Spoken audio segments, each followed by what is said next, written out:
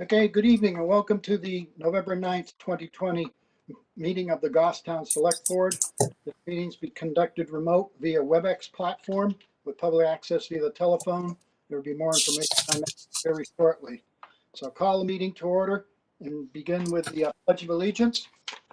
I pledge allegiance To the flag of the United States of America and to and to the republic for which it stands, one nation, under God, indivisible, with liberty and justice for all. Thank you. So we got a pretty busy agenda tonight. I need to start with a right to know law meeting checklist. And I'll read that now. As chair of the Goffstown Select Board, due to the COVID-19 outbreak and in accordance with Governor Sununu's emergency order number 12, pursuant to Executive Order 2020-04, this board is authorized to meet electronically. Please note that there is no physical location to observe and listen contemporaneously to the meeting, which was authorized pursuant to the governor's emergency order. However, in accordance with the emergency order, this is to confirm that we are doing several things. A, providing public access to the meeting by telephone with additional access possibilities by video or other electronic means. The town is utilizing the WebEx platform for this electronic meeting. The public has access to contemporaneously listen and, if necessary, participate in this meeting by dialing the following telephone number, area code 603-766-5646, and using the participate code 785645, followed by the pound sign. Item B, providing public notice of the necessary information for accessing the meeting. The town previously gave notice to the public on how to access the meeting using the available telephone number with a posted agenda. Item C, providing a mechanism for the public to alert the public body during the meeting if there are problems with access. If anyone has a problem with telephone access, please call area code 603-384-3624 for assistance. And item D, adjourning the meeting if the public is unable to access the meeting. In the event the public is unable to access the meeting, we will adjourn the meeting and have it rescheduled at that time. Please note that all votes taken during this meeting shall be done by roll call vote. So start the meeting by taking a roll call of attendance. When each member states their presence, also please state whether there is anyone in the room with you during this meeting, which is required under the right to know law. My name is Collis Adams. There is no one else present in the room with me at this time. Kelly? Kelly Boyer, no one else in the room with me. Peter? Peter Georgiantis, no one's in the room with me. Mark? Mark Lemay, present. Nobody else in the room with me. Chet? Chet Bowen, no one else in the room with me. Thank you, everyone. It's a two-part meeting, similar to what we did before. We're going to meet for the first 50 minutes as a select board, go through a fairly short public portion of the agenda. Then at 6:50, we will take a slight recess, a 10-minute recess, so that we can loop in our colleagues from the budget committee. When they come on board, they'll introduce themselves, and then we'll pick up the meeting again at that point. So to begin with our standard agenda, the first item is about the acceptance or correction of minutes. We've got several of them. We've got both public and non-public minutes for the 10/26/2020 meeting, the 11/2/2020 meeting, and the 11/4/2020 meeting. Make a motion to approve the minutes from 10/26/2020, public and non-public. Thank you, Peter. I'll second. Seconded by Kelly. Thank you, Kelly. Any discussion on the motion? I'll call the roll. I vote yes. Kelly? Kelly? Yes. Peter? Yes. Mark? Yes, sir. And Chet? Yes. Thank you. The motion passes 5-0-0. Now Motion to approve the minutes from 11/20/2020, public and non-public. 11/02/2020? Yep. Okay, thank you, Peter. Second. Second. Thank you, Kelly. Any discussion on that motion for the 11/02/2020 public and non-public minutes? Seeing none, I'll call the roll. I vote yes. Kelly? Yes. Peter? Yes. Mark? Yes, sir. And Chet? Yes. Thank you. That motion passes 5-0-0. And then finally, the 11-04-2020. Make a Motion to motion, approve. Go ahead, Mark. make a motion, we approve the 11/4/2020 public and non-public meetings with corrections if need be. Thank you, Mark. Second. Second by Peter. Thank you, Peter. Any discussion on the motion? Seeing none, I'll call the roll. I vote yes. Kelly, Yes. Peter, Yes. Mark, Yes, sir. and Chet. Yes. Thank you.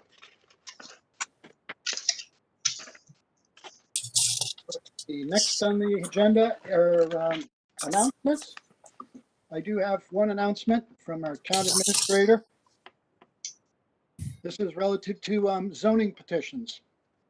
The first day to accept 2021 zoning petitions for proposed amendments to the Goffstown zoning ordinance is today, November 9th, 2020. The last day to accept them is December 9th, 2020. All petitions must be submitted during regular business hours and be signed by at least 25 registered voters that reside in the town of Goffstown. Petitions may be turned in at the Select Board/Administration Office located on the second floor of Town Hall at 16 Main Street in Goffstown. Those office hours are Monday through Friday, 8 a.m. to 4 p.m. If you have any questions, see the planning department or call 497-8990, extension 117 for assistance. Thank you. We got a couple things I want to highlight before we move on. One is we have a 6:15 appointment. And then again, as I say, we're going to recess at 6:50 for 10 minutes to loop in the budget committee members. So move on to the next. What time do we have? 12. Okay, we have a little bit of time to begin with the administrator's report. Derek, Mr. Chair, do you want to do public comment? what time is it? Oh, you're right. It is past 6:10. Thank you. Yep. So is there anyone who may be watching or you can see on the line, Derek, that'd like to make public comment? Now is your opportunity, first opportunity for public comment. If you're on the telephone and you'd like to make public comment, please press *9. Anyone? Now's your time. Now's your opportunity for public comment. See anything, Derek? There is somebody on the line, but again, if you want to make public comment, please press *9. Yep. If you're on the phone, you'd like to make a comment, please push *9 on your phone so that you can join the meeting. I would say they are not electing to make public comment, Mr. Chair. Okay, thank you. Then we will move on. So let's see. Yep, a couple of minutes. Derek, why don't you get started with the administrator's report? I don't want to start before the 6:15 assigned time. Okay, if you go to tab 7 in your packet, you have your meeting schedule for the next week. Tomorrow night at 5 p.m., the Sewer Commission is meeting here at Town Hall. I'll be there. Thank you. On Wednesday, just a reminder, it's Veterans Day holiday, so Town Hall is closed. Also, the library is closed and the transfer station is closed. Trash and recycling will remain on schedule. And then Thursday night at 7 p.m., the Budget Committee is meeting remote via Zoom to do the school budget. Yep, I got that, Derek. And at 7 p.m., Planning Board is meeting remote. I got that. Thank you. Next page, you have consent agenda. You have 2 employee status reports. You have building secretary retirement and a DPW laborer new hire. Make a motion that we approve the consent agenda as presented. Thank you. Second. By Kelly, Second. second by Peter, to approve the consent agenda. Are there any discussion on the motion? Seeing none, I'll call the roll. I vote yes. Kelly, Yes. Peter, Yes. Mark, Yes, sir. and Chet. Yes. Thank you. The motion to approve the consent agenda passed 5-0-0. And I have one more quick item. You have in your packet a recommendation from the town assessor. When they were doing the, there was one error in the 2020 warrant. There was one property, for some reason, the system only calculated the second half tax bill with half of the tax rate.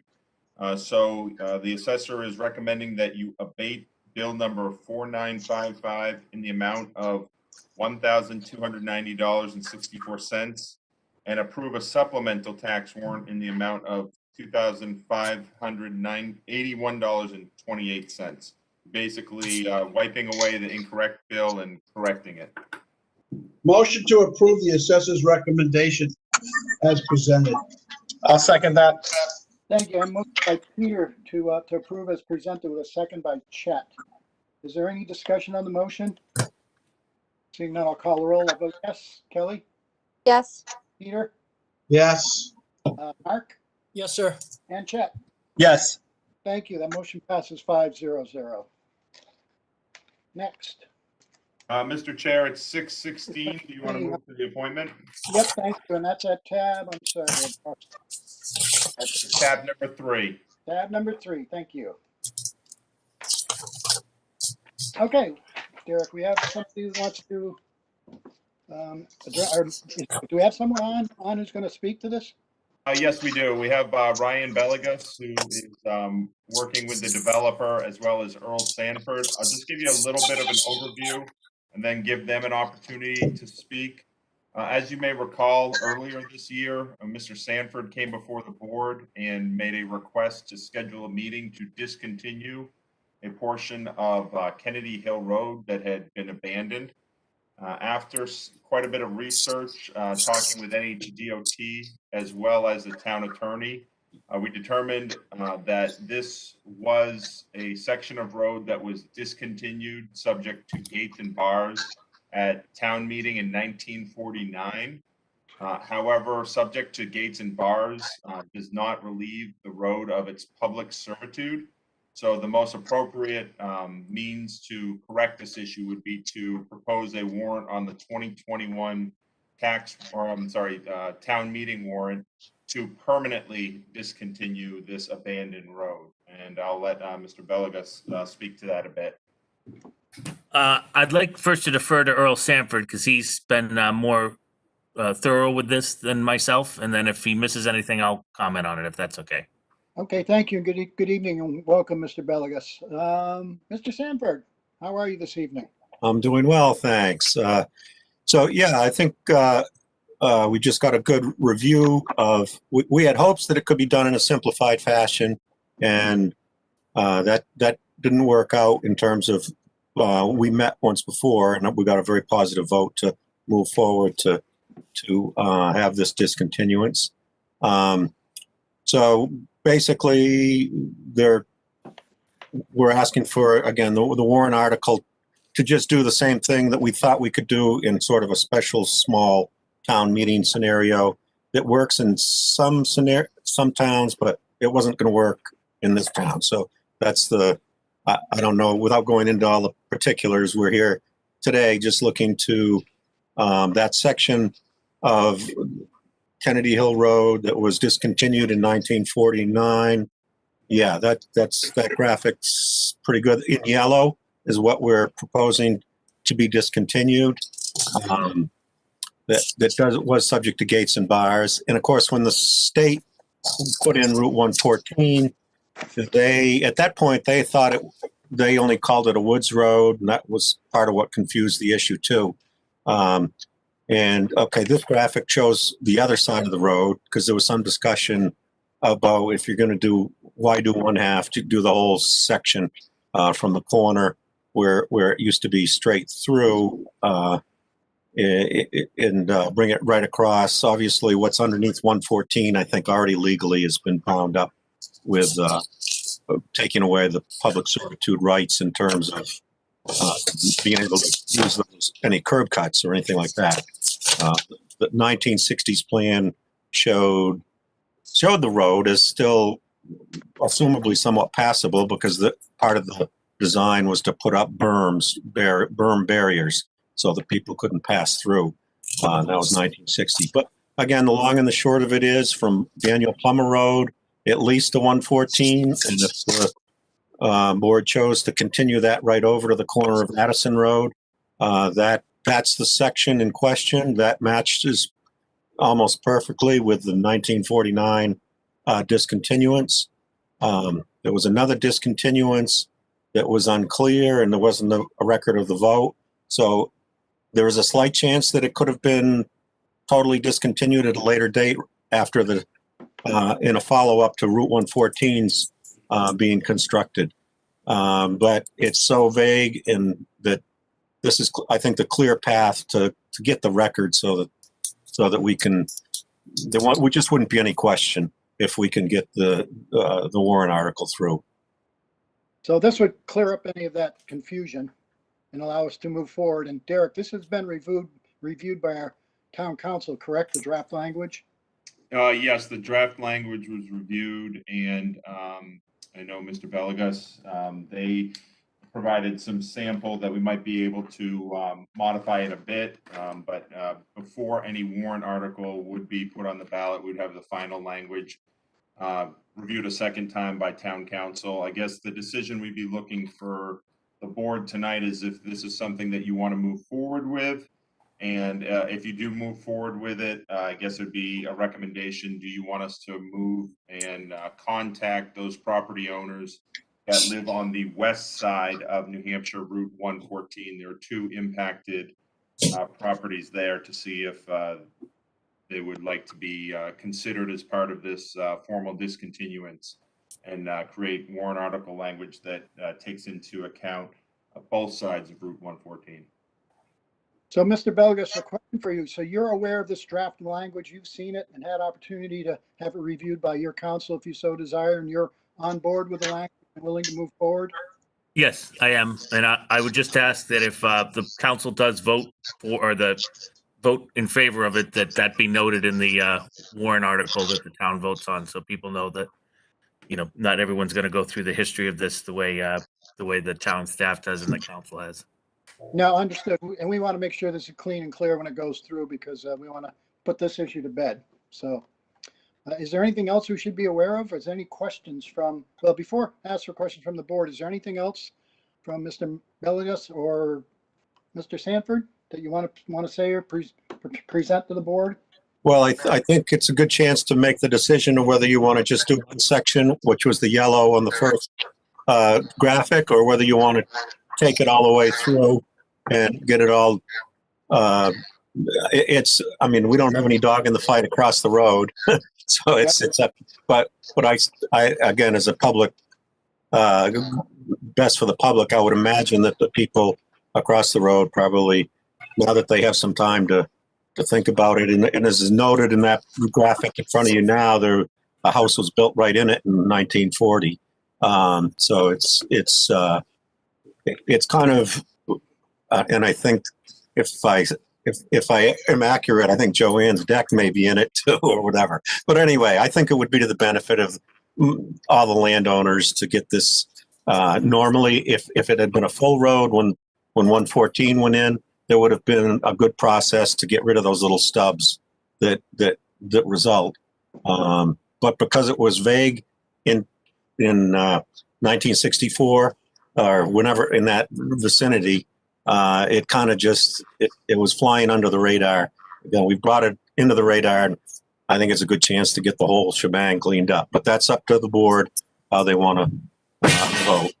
So since we've got other property owners across the road, Derek, are they aware of what's going on here? Do they know what's at risk and what's being? One of the Joanne is aware of what's going on, but the other property owner, we have not made them aware that you're having this. What I would suggest, and I did put a draft motion in your packet on the cover memo, would be to direct staff to make them aware of this. Yep. And that you could make the decision this evening to move forward with a formal discontinuance of the entire length of the Kennedy Hill Road between Daniel Plummer and Addison Road, and give those property owners a chance to come back to you and state that they do not want that to occur.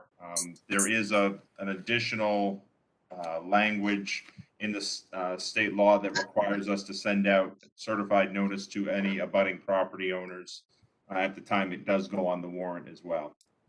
That's great. So that would close the loop with the other property owners and bring them in, provide them with their opportunity to comment and participate in the process. Yes. Excuse me, I got questions when you're ready, call us. Yep. Yeah, I just wanted to wrap that up, Peter. So, yep, because it already sounds like we're in favor of it. We need more information before we can start Are all the property owners on the east side involved in this, or are they all on board? We have not spoken, the town has not spoken with the property owner on the corner of Daniel Plummer and St. Anselm Drive.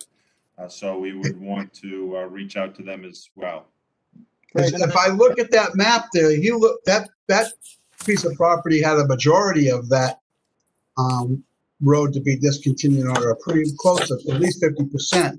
And I think before this board makes any decision, we ought to have the property owner from their input and across the street, which is again 50% of that, before this board recommends it. I think we need to have everybody's input.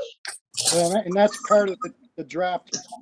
The draft motion is to direct the administrator to contact those property owners on the west side to see if they want to discontinue that portion, and go from there. I understand that, Carlos, but my point is, before we make a vote to approve, or we think it's a great idea, shouldn't we get the other taxpayers, their input into it? Because they may be against it, and that could sway our recommendation. So if you're saying do we recommend that the town administrator contact those people for more input in order to make this decision, I would agree. But to say we're going to make this decision without their input, I don't believe that's the right way to go. No, that's exactly where I'm heading, Peter. In fact, when you go down to the next bullet, it talks about directing town administrator to develop the final warrant article, which will bring it back to us prior to including it on the warrant. So, the way I see it going forward is we reach out to those property owners, we let them know what's going on. They can voice their initial reactions. Then it would come back to us again before it even goes on to the warrant article, so we can approve the final language of the warrant article. Approve or disapprove. We may not approve of the article after we get the other people's input. Right, take action on it, yeah, before we Right. take So, action. so I would make the motion to say that I would have the town administrator contact the abutters or the people involved in that. They're not really abutters, they're property owners, and make sure we get their input somehow by maybe a letter approving or disapproving before we make our decision to go forward.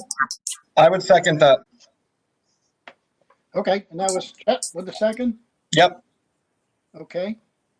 Any input from any other board members? Are we clear on what the motion is going to be?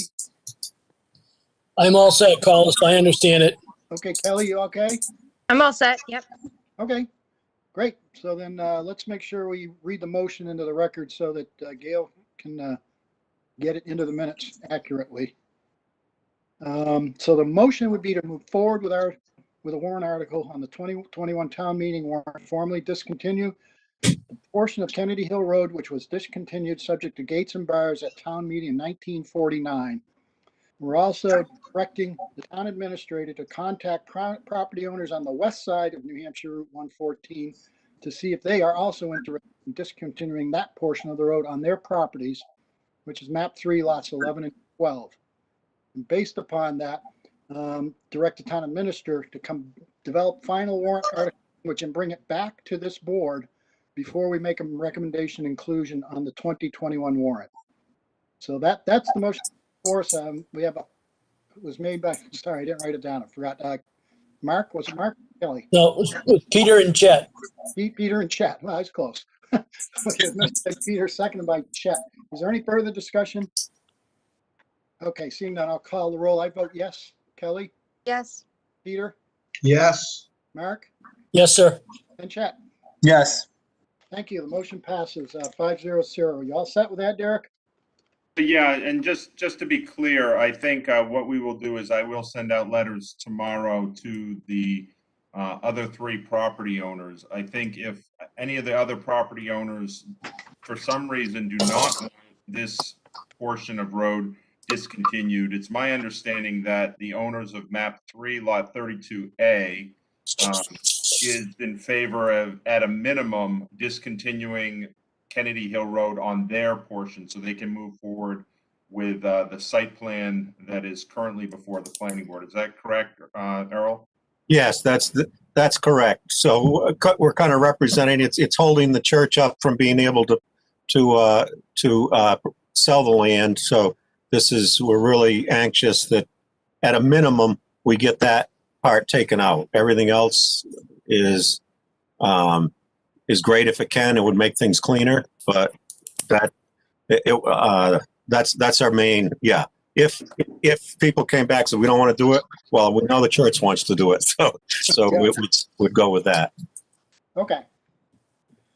So, Mr. Belgus, you're okay with it as well? You understand the process that we're moving Yes. forward with? Yes. Okay, Thank you. Ron, I want to thank you both for joining us tonight. We really appreciate help to clear this matter up and move it forward. Thank you and have a good evening. Thank you. Thank as you. well, ladies and gentlemen. Good evening, too. Take care. Good night. Okay, back to the agenda. Item number 6 is Parks and Rec Director. Is Rick with us? Rick, you with us? I hope. He is on. Give him a second. Yes. Okay. Yes. Yes, We're on I have- tab 6 in our packets. we have in front of you a proposal for an RFP for a multi-seater. This multi-seater will actually benefit us and benefit the fields. We're actually at a point now where the fields are used so much, we have very limited time to get seed in the ground. This type of machine is going to actually allow us to get seed in the ground, which will allow users to still use the field. It gives us a little more option as far as getting a better seed soil application for better growth. So that's what we have proposed. So what we're looking for is approval from the board to go out with the RFP to solicit bids. Yes. Question, Yes, go ahead, Peter. Rick, do you have any idea what kind of money you're talking about? $1,000, $20,000? Pete, I would say it's going to be somewhere between probably 13 and 15,000. Probably about 14 is what my gut says. And that was in your CIP for this year? No, it's an operation. Where's the money coming from? The maintenance supply line, So maintenance equipment supply line. and the reason why that extra 13 to 15,000 is in there, why? Because we have monies that will not be spent in the department. I'm not sure if I agree with the way not going through the CIP process on a purchase that large. Well, it's less than the 2025. Yeah, but still, that's a lot of money not to go through the budget committee.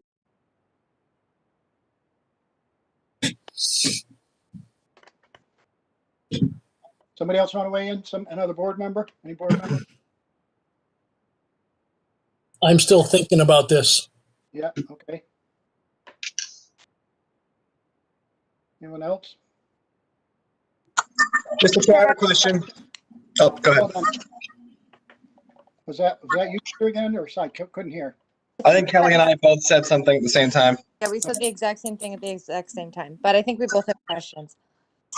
Okay, go ahead. Let's do Chet, go Kelly. ahead. Kelly, then we'll do Chet. Oh, all right, there we go. Rick, is the extra money in your budget line, operations and maintenance, due to COVID-related issues, not opening the pool or something like that? When you look at our department budget, we're looking at probably close to $78,000 returning that amount of money. And if we were to purchase this item at, say, $14,000, we're still going to be returning $78,000. And yes, it is from a lot of lines that because of operations, you were not up and running. Yes. Okay, thank you. So, Rick, my question is about the machine itself. I absolutely hear what Pete is saying about the CIP and its money and where is this money coming from. I think Kelly just helped clear that up. My question is more about moving forward. And does this machine, if we purchase it now, offset other anticipated costs going forward? And if so, what are those costs that it's offsetting? It is a product that would be put in a future budget at some point in time, yes. It would not be put in 2021, no. But it would be a product that would eventually be put into our operational line, CIP line down the road. Yes. Okay, thank you. Rick, this is Kyle. My understanding, having been visited the fields, it's been a bit of a challenge getting seed to take down there, primarily because of weather, conditions and circumstances beyond your control. Will this help to get seeding started or bolstered down there? Will that be one of the uses this will be put to as well? Yeah, yes. You're much more, I mean, the fields that we're going to be applying to the athletic fields anyhow, are all irrigated. And as to get the best results, seed soil contact is the way to go. And this is a type of machine, it's a slice seeding machine. So it actually puts cuts in the earth, and the seed drops in and it covers it back up. So it protects the seed, and it gives you a quicker germination period, a more successful growth than the broadcast seeding system that we technically use. So that, I see it serving two purposes. One is it's an insurance policy right now, protect the investment that's already been made into developing those fields so that we can get a good seed take. And then secondarily, for in the future, as we use it, as the project builds out more and possibly in other places on other town properties where we need seeding, we have seeding needs that would help with that as well. Is that right? Yes. Comments from other members? Yeah, Carlos, I want to talk about this one a little bit more. I don't disagree that that's a good product to have. I disagree with using the reduced services that we were not able to provide this year that were budgeted for, and then taking that money and using it for something else that wasn't budgeted for. I think that's a bad precedent to set. And if we didn't use the money because of COVID, then it should go and reduce services. It should go back to offset taxes that people were charged for this year but weren't able to take advantage of. I said my 2 cents worth. I'm good now. Okay, other board members who want to weigh in? Mr. Chair, this is Chet. I absolutely hear and understand what Pete is saying. And I'm just sort of processing out loud a little bit, but I can also hear where Rick is coming from, that there are line items and a number of approved budget items that were not able to be worked with because of COVID. And what I think Rick is trying to do, based on the question that I asked him, was we have this money now. It will be in a future CIP, so it still serves a purpose, hopefully, that Peter's talking about, which is sometime down the road, this will not be a cost because we're doing it now when we actually have the available funds. That's kind of where I'm at with it. I feel okay with it, but at the same time, I have a lot of respect for what Peter's saying, but I lean towards going and approving the RFP process. Okay, thank you, Chet. Mr. Chair? Yep. Are we setting the precedent for the other departments if we let this go? Well, I guess that's individual opinions, I guess. And to me, we take these on a case-by-case basis. I mean, each one's going to be unique in the set of circumstances behind the request. I think we've heard from Rick, and I've voiced my feelings on it. I think if what we're doing is making sure that we protect our investment, which is the taxpayers' money, and what's already been done down there to make sure that we can supplement vegetated growth on the fields that have already been constructed to make sure that they're viable next year, as well as having a piece of equipment available for future years to accomplish the same goals. That's my personal opinion. I think it's money well spent as insurance to make sure that the fields that are already constructed are well vegetated, well stabilized, so that they can be put into use by all the residents and taxpayers of Goffstown as soon as possible. So again, I don't want to reiterate what I've already said, but that's kind of the way I'm approaching it. I understand. I'm not debating the fact that this thing is I'm debating the fact that it wasn't in this year's budget, and Rick said he wouldn't have put it in the 2021 budget. So I wonder how really important this thing is. If we're only buying it because we didn't spend the money because of COVID, well, then I disagree with that argument. If the argument was we needed to protect our fields, and that's why I put it in my budget this year or next year, then I would agree with it. I don't think it's right that we're setting a precedent for the other departments. Everybody's going to say what they need is the most important thing, and I disagree with the way we're doing this. Not that we don't need it, I'm just disagreeing with the way we're funding it. Understood. Understood. You're concerned with the process, not the product. Exactly. Kelly, did you want to weigh in anymore? Anything else you wanted to add? Or how about you, Chet? Thanks, Mr. Chair. Again, I hear what Peter's saying, but I think that sometimes I think it makes sense to spend the money now to avoid spending it later. And I'd like to hear more from Rick about the argument itself, because I was sort of watching Rick as Pete was speaking, and I do wonder if the argument is about protecting the fields. So I just want to hear a little bit more from Rick, if that's okay. Yeah, sure. Rick, go ahead and please respond, Rick. Sure.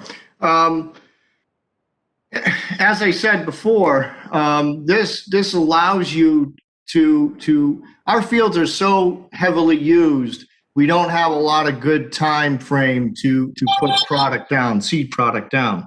The only time that we really have, truthfully, is in middle of June, and you get about maybe 7-8 weeks into August, and then you got to open these fields back up. With this machine, we can get the seed into the ground, and it's going to cultivate and it's going to grow, and people can still use the fields.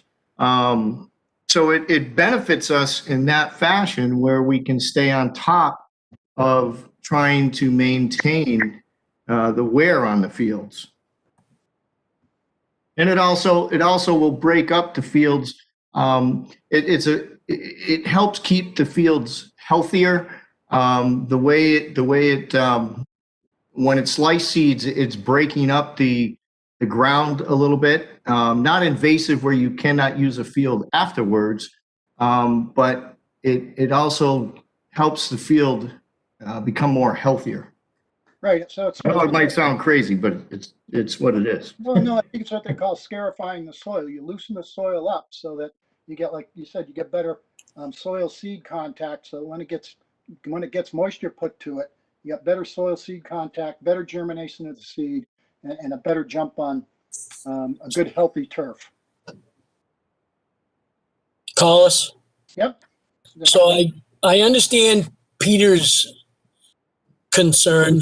It probably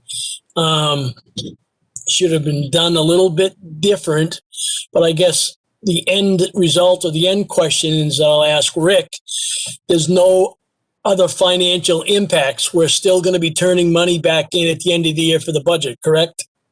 Yeah, you're going to be turning back a minimum of $78,000. All right. That's including purchasing this product around $14,000. That's still about $78,000 being returned. So that being heard, Collis, I'll make the motion for the RFP to go out for the cedar. Okay, thank you, Mark. Motion made by Mark to go out with the RFP. I'll second that. And a second by Chet. Any further discussion? I'm going to call the roll. Mr. Chair, I have something I'd like to add. Oh, go ahead, Kelly. I'm sorry. So just in the interest of finding out how much this would cost, I'm okay with us going out to see potential bids. But I will say I'd like for us to discuss, I know we're on a time constraint tonight, but how we're going to handle departments using unused funds from COVID.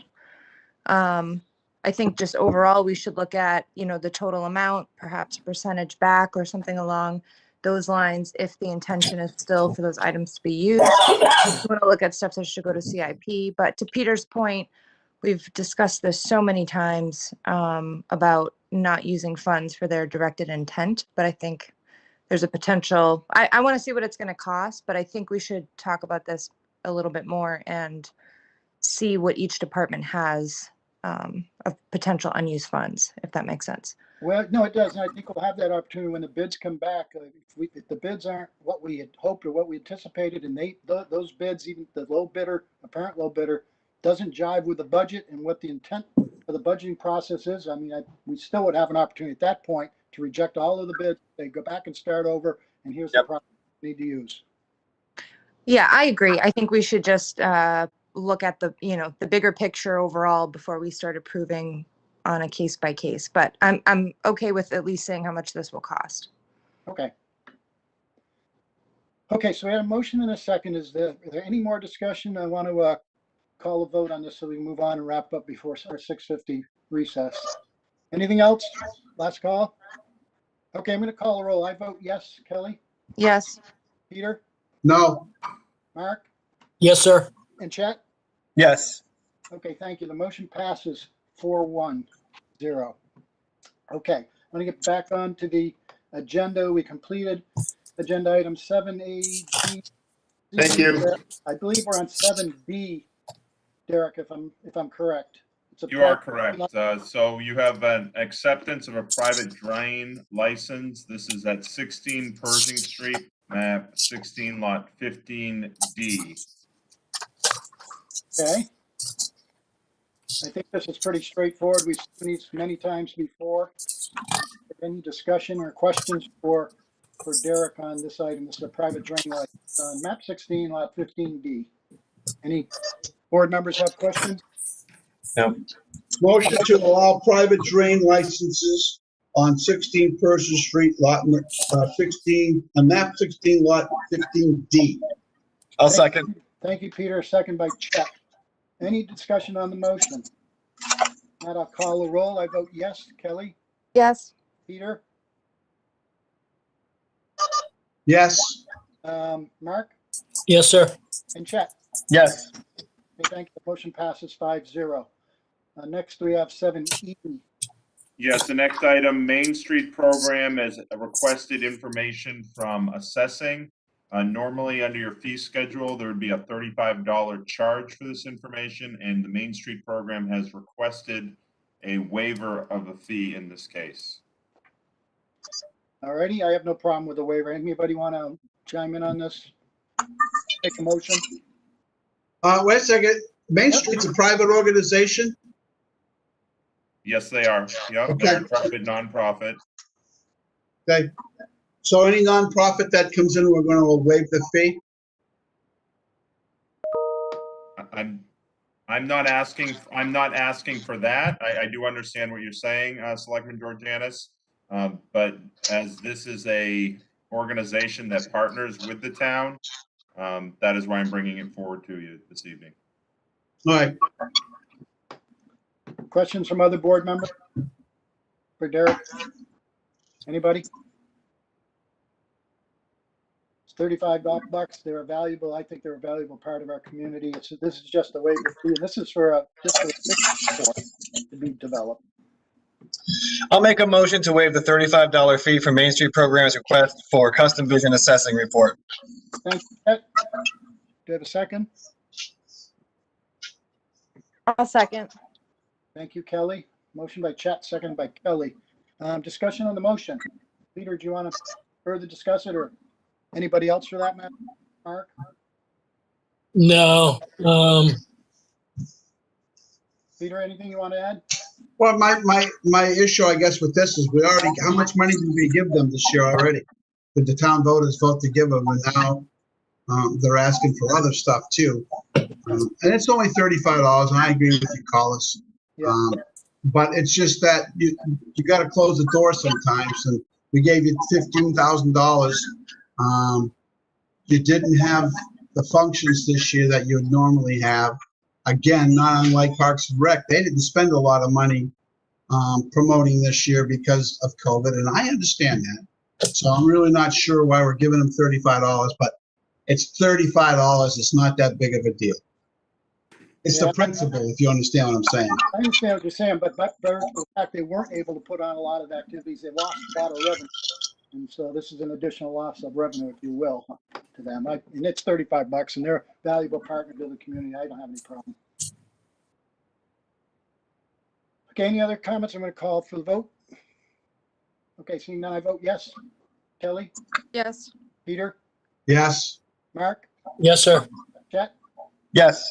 Thanks. That motion passes 5-0. Item 7F is the New Hampshire Municipal Association legal letter. Yes, every year, New Hampshire Municipal Association asks for an authorized point of contact for the town for legal opinions. You have the letter from NHMA as well as a draft letter that would designate the town administrator's office as the point of contact for legal opinions. Mr. Chairman, Yep, this is boilerplate. We do this every year, so I motion to approve the draft response designating the town administrator as the authorized point of contact for legal opinion from the New Hampshire Municipal Association Legal and authorizing the select board chair to sign. I'll second. thank you, Peter and Kelly, and I would agree, this is boilerplate, we do it every year, and there's nothing unique about this one, or unusual about this one. We had a motion, a second, any discussion on the motion? Okay, I'll call the roll, I vote yes. Kelly, Yes. Peter, Yes, Mark, Yes, sir. and Chet. Yes. That motion passes 5-0. And then At 7G, 7G, you have a memo from the finance director, just bringing to your attention for COVID grant funds receipt. This is CARES Act funding that was set aside for funding of elections. The town previously at your August 24th meeting, you voted to accept and expend up to $47,546.22. This is just to make you aware that we did receive reimbursement or a grant for $8,772.59 for the September primary election. And the finance office, as well as the supervisors of the checklist and the town clerk, are working on the submittal for the general election that occurred last week. okay, thank you for that background, Derek. Questions from the board? I'll make a motion. We accept the check for $8,772.59 for the election for the COVID grant fund. Thank you, I'll Mark. second. Second by Kelly. Thank you. Any discussion on the motion? Seeing none, I'll call the roll. I vote yes. Kelly, Yes. Peter, yes, Mark, Yes, sir. and Chet. Yes. Thank you. That motion passes 5-0. And then, And the last item, if I can sneak it in quick, oh no, please. the New Hampshire Division of Historical Resources, every year they have certified local government grants. These are, they administer federal money from the Department of the Interior. And the HDC on October 28th voted to move forward with a letter of intent for a 2021 CLG grant. The purpose of this grant would be to fund the updated drawings and bidding documents for the Grassmere Town Hall ADA elevator addition. So seek your authorization to submit that letter of intent, and the letter of intent is in your packet, and I can answer any questions you might have. Thank you, Derek. Questions for Derek from board members? Collis, I was in on that discussion, and I'll be in favor of submitting that. Okay, I make a motion, we authorize the town administrator to submit the 2021 CLG grant letter of intent for the purpose of projects. thank you, Peter and Mark. Can your comment become a second? Yep. Okay, thanks. We had a motion by Peter and a second by Mark. Is there any discussion on the motion? Seeing none, I'll call the roll. I vote yes. Kelly, Yes. Peter, Yes, Mark, Yes, sir. and Chet. Yes. Thank you. That passes 5-0. Is there anything on either new or old business that's burning? No, Mr. Chair. 55, so I want to take a recess, but allow people 10 minutes over. Mr. Anything Chair, burn? Excuse me? Mr. Chair, I have an amendment that I need to make. So at Okay. the beginning of a meeting, when we voted on the minutes, public and non-public, Okay, we voted for 11-4, and after looking at that, I believe it's supposed to be the 11-5 meeting, of which both you and I were not in attendance of. Derek, can you confirm that? I looked and I don't think we Yes. had any. Okay, Yes, I'm sorry, it was Thursday, the 5th. It was when the board met to approve the property tax warrant and LBDP. right. Okay, so well, let's back up. So we're talking about the minutes of November 5th. And I was not present, so who made the motion, the original motion and second, do we know? I believe, Selectman Lemay and Yeah. then Selectman Georgianis made the second. Okay, and you were both at that meeting? Yeah. Yes, I'll second it now. okay, so we have a motion and a second by two members that were both in attendance at the meeting. Is there any further discussion then to accept the minutes of November 5th, 2020? Seeing none, I'll call that amendment. I'll vote yes. Oh, wait a minute, I wasn't here. I have to abstain. Kelly, Abstain. Peter, Yes, Mark, yes, sir. and Chet? Yep. Okay, thank you. That motion passes 3-0 with 2 abstentions. Thank you for catching that, Kelly.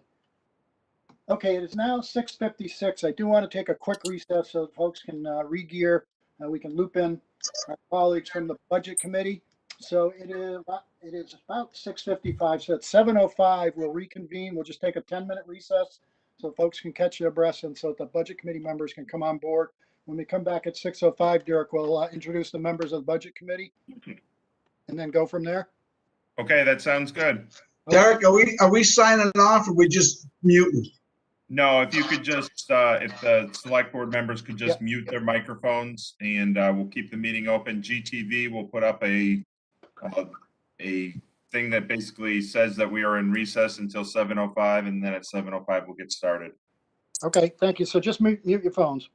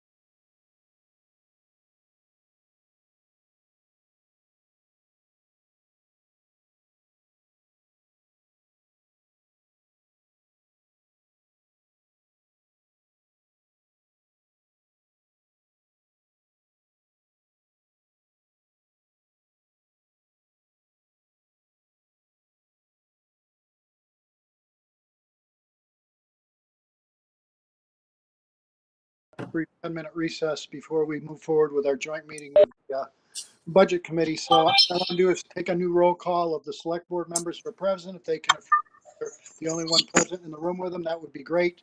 My name's Collis Adams. There's no one else in the room present with me. Kelly, Kelly Boyer, no one else in the room with me? Peter, Hi, it's Peter. No one's in the room with me. Mark? Mark, you with us? Yeah, present. Nobody in the room with me. Okay, and Chet, how are you? Chet Bowen, no one in the room with me. Okay, thank you very much. So now I want to turn it over to the chair of the Budget Committee. If you could start by introducing your members of your committee and have each of them affirm that there's no one present with them. That'll complete the roll call for the Budget Committee, and we can move on with our joint meeting tonight. Just as background before we do that, tonight we're going to hear from fire, police, library, as well as some special articles, and then finally wrap up the unassigned fund balance. So if you go ahead and introduce yourselves from the Budget Committee, that would be appreciated. Great. Thank you, Chairman Adams. I'll bring down our roll here. Skylar Sund, Yes, present and alone. Bill Cordis, Present, alone. Greg Flegel, You're on mute, Craig. Thank you, Fred. I'm here and alone. great. Joe, let me know he will not be here. Eileen is sick. Jeff O'Brien, Present and alone. Fred Platt, Present and alone. Dennis Lynch. Do not see him. I am here. I'm by myself. Spencer Diaz, Richard Manzo. I'm sorry, Richard Manzo. No. Richard Fletcher. All right. I think Jared said Eileen or Ellen was going to sub tonight. Is that right? Ellen, yes, Ellen is here. She is participating. Great. I see her down there. From the Main Street program. Great. And Selectman LeMay is on my sheet, but he is also here. Terrific. Yes, thank you. Is that everyone? I think that's Yep, everybody. that's it. Great. Well, thank you to all of our Budget Committee members. We appreciate you taking the time to join us with this joint meeting. I think it's a more efficient way to conduct our business. So appreciate you being here. We do have a number of presentations. Are we able to share screens on those, I assume, Derek, with each of the departments as they present? Yeah, so what we'll do this evening is I'm gonna turn it over to the fire chief in a minute so he can present, and I will give him control of the screen. I would ask that select board members and budget committee members please mute your phone or your laptop while you're watching. All the presenters will ask for questions at the end, and then we will have the select board ask questions followed by the budget committee. Again, the purpose tonight is to get the same presentation out to the select board and the budget committee. What we will do, the select board is seeing these budgets and getting these presentations for the first time this evening, as well as this is the first time they're considering any requests for any special articles, whether they're from department heads, library trustees, or from our partners at Main Street and Crispin House. So this is the first time they're seeing those items. They have not voted on them yet, and nor will they vote on them this evening, but it'll just be an opportunity for everyone to ask questions and everybody to hear those answers together. So Derek, if I can just clarify, do you intend to have presentations and questions after each department presentation, or all of the department presentations followed by questions on all departments? No, what I think what worked best when we last did this was when each department finishes up. So the fire chief will go first. When he's done his presentation, select board members would start asking any questions, and any budget committee, and then we would move on to the next department. Yeah, and that makes a lot of sense. Otherwise, people would have a whole lot of information in their heads, and I'm not sure by the end of all the presentations, they may have the questions formulated. So that's the way we'll proceed. So we're going to start with the fire department first, and that would be Chief Allard. So if everyone would mute their phones, except for Chief Allard, obviously, so that he can make his presentation and share his screen with what he's prepared to present to members. Thank you. So if you can mute your phones, folks. Good evening, everyone. Derek, do I just go on share first?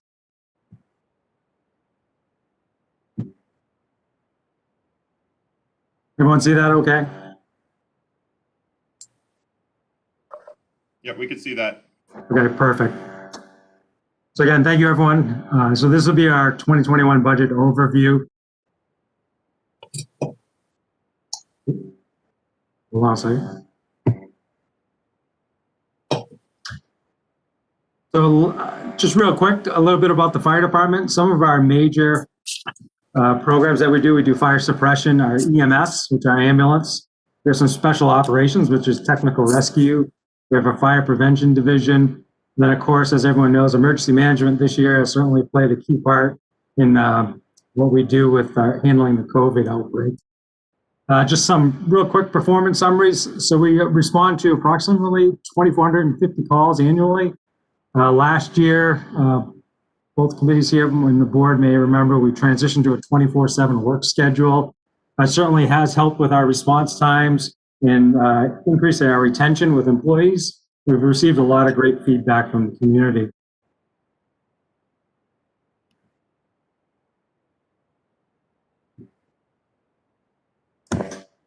So real quick, just some of the impacts to this budget that you'll see tonight. And I think you'll hear this from most departments. We've had an increase in the state retirement contributions. Our collective bargaining agreement has an increase in it this year. Same thing with the P plan matrix adjustment. And then as you'll see in my fire department fire portion of the budget, fire hydrants are a big expense for us. When it comes to questions, if you happen to look at our year-to-date spending, I did make the decision with a lot of the other department heads and the town administrator earlier this year to actually freeze our budget for a while. And that was due to the COVID pandemic, and we weren't sure where the town was going to come as far as any potential shortfalls. Some of the things we just physically could not do earlier this year, such as our department physicals and many of the trainings we just couldn't hold due to the COVID outbreak. In the next section here, I'm actually really proud of. And these are all our grants and cost savings back to the town this year. And as you can see, it's almost $600,000 year to date. That's a quarter of our budget. So that's a lot of funds coming back to help offset our budget throughout the year. And that doesn't take into account any negotiations that we've done through our purchases. So our fire department budget overview, as you can see here, a lot of my cost is all personnel related. I have close to, between fire hydrants and personnel costs, it's almost 95% of my budget. I only control a very small percent, and that includes things like electricity is in that, propane, diesel fuel. So we only have a very small amount of our budget that we can actually control. It's just kind of a little pictorial for everyone. So where are some of the increases this year? As I mentioned, our contractual obligations, our wage-related line items. You can see there, our overtime is going up this year. I've said this many times, due to COVID, to safely respond to each and every call, we need to have a certain number of employees on the ambulance each and every time. So that's why there's an increase there. Our facilities maintenance, we actually added 2 service contracts. One of those was for our overhead doors. That we typically have some expenses every year. They've never been serviced annually, which is really important for us. And the second thing is our diesel exhaust system. The filters have never been changed since this building has been open. There was never a service contract. That's going into effect next year also, if this budget were to be approved. You can see our hydrants and cisterns have gone up again. That's through the water precincts. We do need a couple apparatus that need tires, and that's state bid pricing that we were able to get. And then we did have a couple line items where we could certainly make some reductions. For instance, our SCBA repairs and some of the operating supplies have some line items in there that we only do every year or every other year. So we're able to reduce some of those costs. And there's a notation down bottom. Actually, you'll see two notations. One, you'll see the revenues coming back to the community for our current SAFER grant, $235,000. And then earlier this year, I requested the board's approval to apply for a 2020 SAFER grant, which actually won't be until the first part of 2021. If we are successful in getting that grant, we would certainly come back to the board to get that final approval to accept that grant. And it will be a warrant article that you'll see a little bit later here. That's the fire side. On our EMS, again, a lot of it is wages. We do have a lot of expensive equipment that's also in this. We don't have any capital this year under EMS. We were able to obtain a grant, so we don't need that capital expenditure this year because it's covered by grant. Our vehicles cost has actually gone down as we do have a new ambulance now. And some of the expenses this coming year, we do have a person sending for paramedic school again this year, so the paramedic tuition.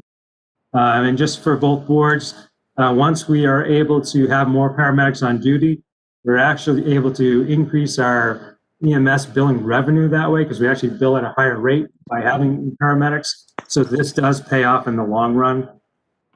Some of our operating expenses are increased just due to sheer call volumes. We were able to reduce our computer software and some fleet maintenance again to the ambulance. And then the wage and wage related lines, we actually noticed this year, and this is a meeting I had with the finance director, we saw a proportion of our employees have changed. Over the last few years, or years ago, we had a lot of employees who were EMS only. That's all they did. That came out of this fund. Now a higher percentage of our employees do both fire and EMS, so we're kind of splitting those labor costs between the two budgets. Our emergency management overview, as you can tell, this year was certainly unexpected with COVID-19. I don't think anybody here could predict where we're going to be next year. The budget has gone up, and that's really just to keep our EOC running, some CERT involvement there as well, and then just supplies that we need operationally. So there is a big increase from last year, but again, it was unexpected to be in the midst of a pandemic. And it's certainly not going away anytime soon. So again, that's just the overview. Again, we did have on the fire line, we do have an increase, but again, there is offsetting revenues there. And we did have nearly $600,000 in grants come to the community this year. Next year, we hope to do the same. Emergency management is up. And then again, due to the labor shifting, that EMS budget is line item is down. We are scheduled to purchase an ambulance this coming year. And again, that's through the EMS fund. And then the only other one that's in there would be the 2020 SAFER grant, and the town administrator, myself, and the finance director will come up with language. If we are successful, we would have to come back to the board for approval to accept that grant, again, if we are successful. That's the end of the presentation. I'll certainly entertain any questions. And Eric, did I just hit stop sharing? So, Derek, can you hear me? This is Collis. Yep. What's the best way to do this logistically? I'm looking for like a raise your hand button or something so we can control who's going to be asking. Yeah, so for those members that have the benefit of working on a laptop, if you have on the right-hand side, there's a button that says participants. You can see all the participants. There is a little hand icon there that you can go to. I think what we could probably start out with, Collis, is if you wanted to ask if the select board had any questions and start with that, and then we can see how many hands are raised from the budget committee and move towards that.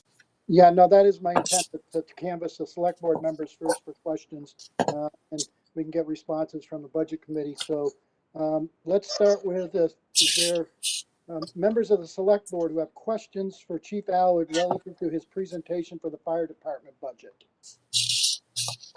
Collis, would that include the EMS budget? Yes. My question to the fire chief is, the new ambulance, are these remountable, or is this get the whole new ambulance every 4 to 5 years? Thank you for your question, Mr. Jordan. It would be a new ambulance, and I want to say our purchases are every 8 years.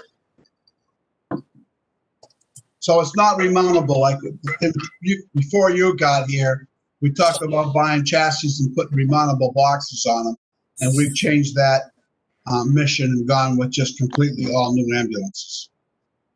Absolutely, and if you remember the conversation we had last week when we were talking about transitioning the old ambulance to the school, I mentioned that that electrical chassis that runs all the lights was a major issue.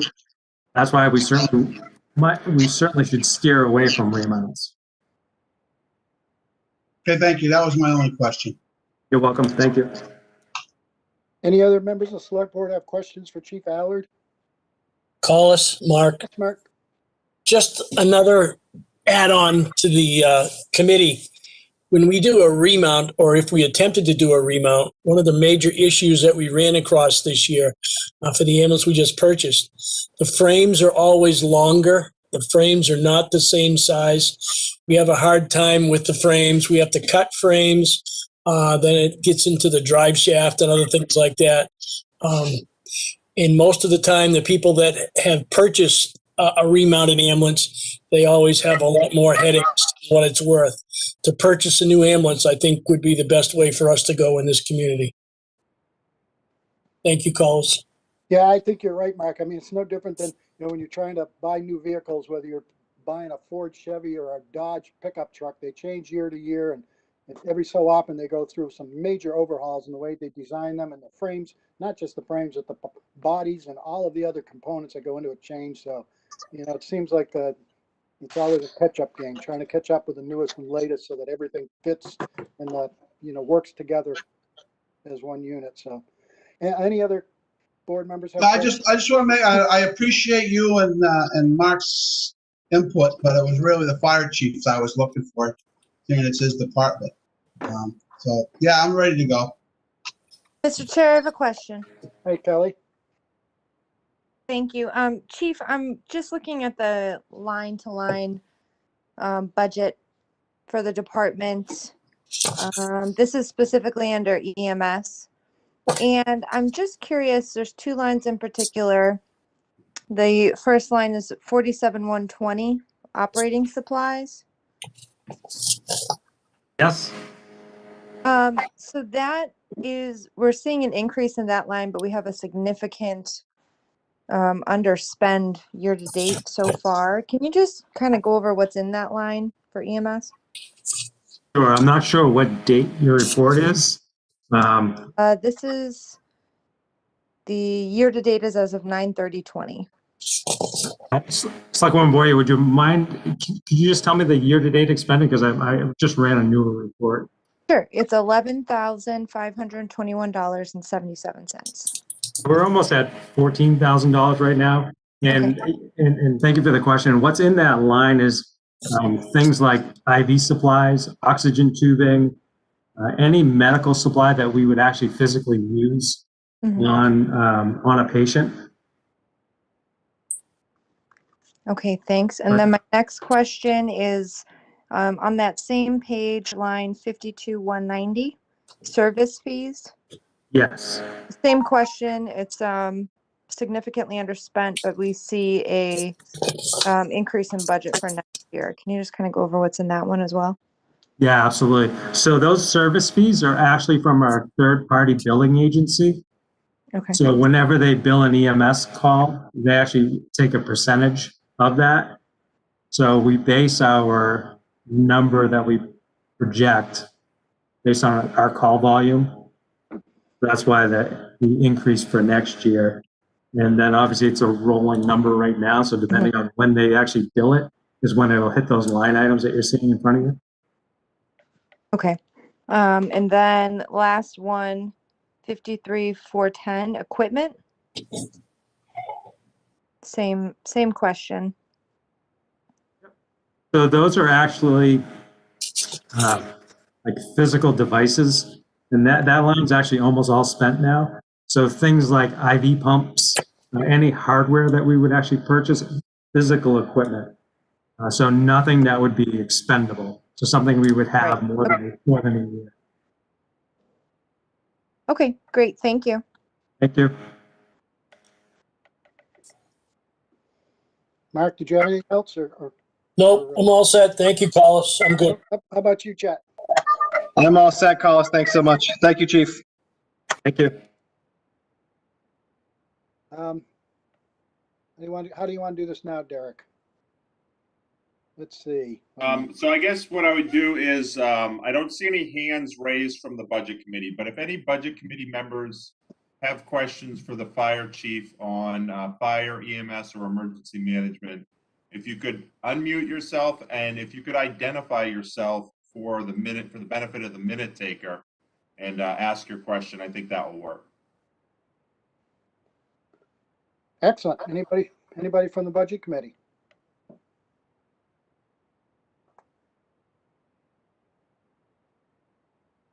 I'll give them a few minutes. Anyone? You have to unmute yourself to ask your question. You seeing anything, Derek? No, I think, and what we kind of told the budget committee a couple weeks ago, if you do have questions after this meeting, we'll send out that contact information for the fire chief as well as the other department heads. And that way you could get your questions answered outside of the meeting. But it doesn't look like there are any questions from budget at this time. Okay, so seeing no questions from the budget committee, we'll move on to the police department. Chief Serino. Good evening.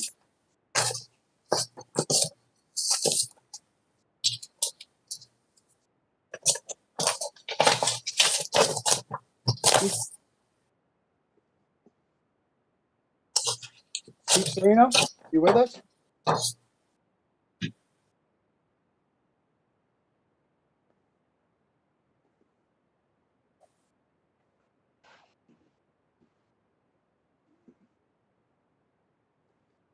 Anybody see Chief Serino anywhere? Administrator, I did see a little icon on his, I don't know if his internet broke up. Having some Wi-Fi. Chief, if you can hear us, if you can just unmute, I can run the slideshow from mine. I'm back, Derek. Oh, you're back. Okay. I'm here. Sorry. I apologize. Sorry, Mr. Chair. As you called my name, my computer just froze up on me. As usual, right? We've all experienced that. I am okay. Let me just share content, Derek. Is that what we're? Yeah, if you do share content, you do have the ability. If for some reason it freezes again, I do have your presentation, but we'll let you run it from now. Okay, great. Thank you. Well, thank you, everybody. Hope everybody can see this. Tonight's presentation will basically be broken up into two separate sections. One will be your police operations line, and the second part of it will be our communications budget. Usually I'll call it communications or dispatch budget. Real quick, I wanted to kind of just give some accomplishments of our police department for this year. We had some significant personnel changes due to my predecessor retiring. I took over in January as a chief. We've had some other long-term employees that retired. So we did a really good job of replacing our key leadership personnel this year. One thing that we really are working hard this year is to continue to hire qualified police officers and dispatch or / communication personnel. We also want to retain highly qualified personnel. This year, we had a really tough year. we are operating with almost 6 operational open patrol shifts and 2 operational open communications positions. That's about a 21% decrease and 25% decrease in our personnel. I can tell you that due to COVID and these losses or the open shifts was pretty taxing on our personnel, but everybody was pretty resilient still to this day and have been working hard. Another proud accomplishment that I have, and I'd like to share with everybody, is that we now officially have our 6 women officers working with us. I'm really happy about that. It's the first time in the history of GPD that we've had so many women, so that's a really great accomplishment for us. We reorganized our investigation services, or detective division, to better serve our major crimes.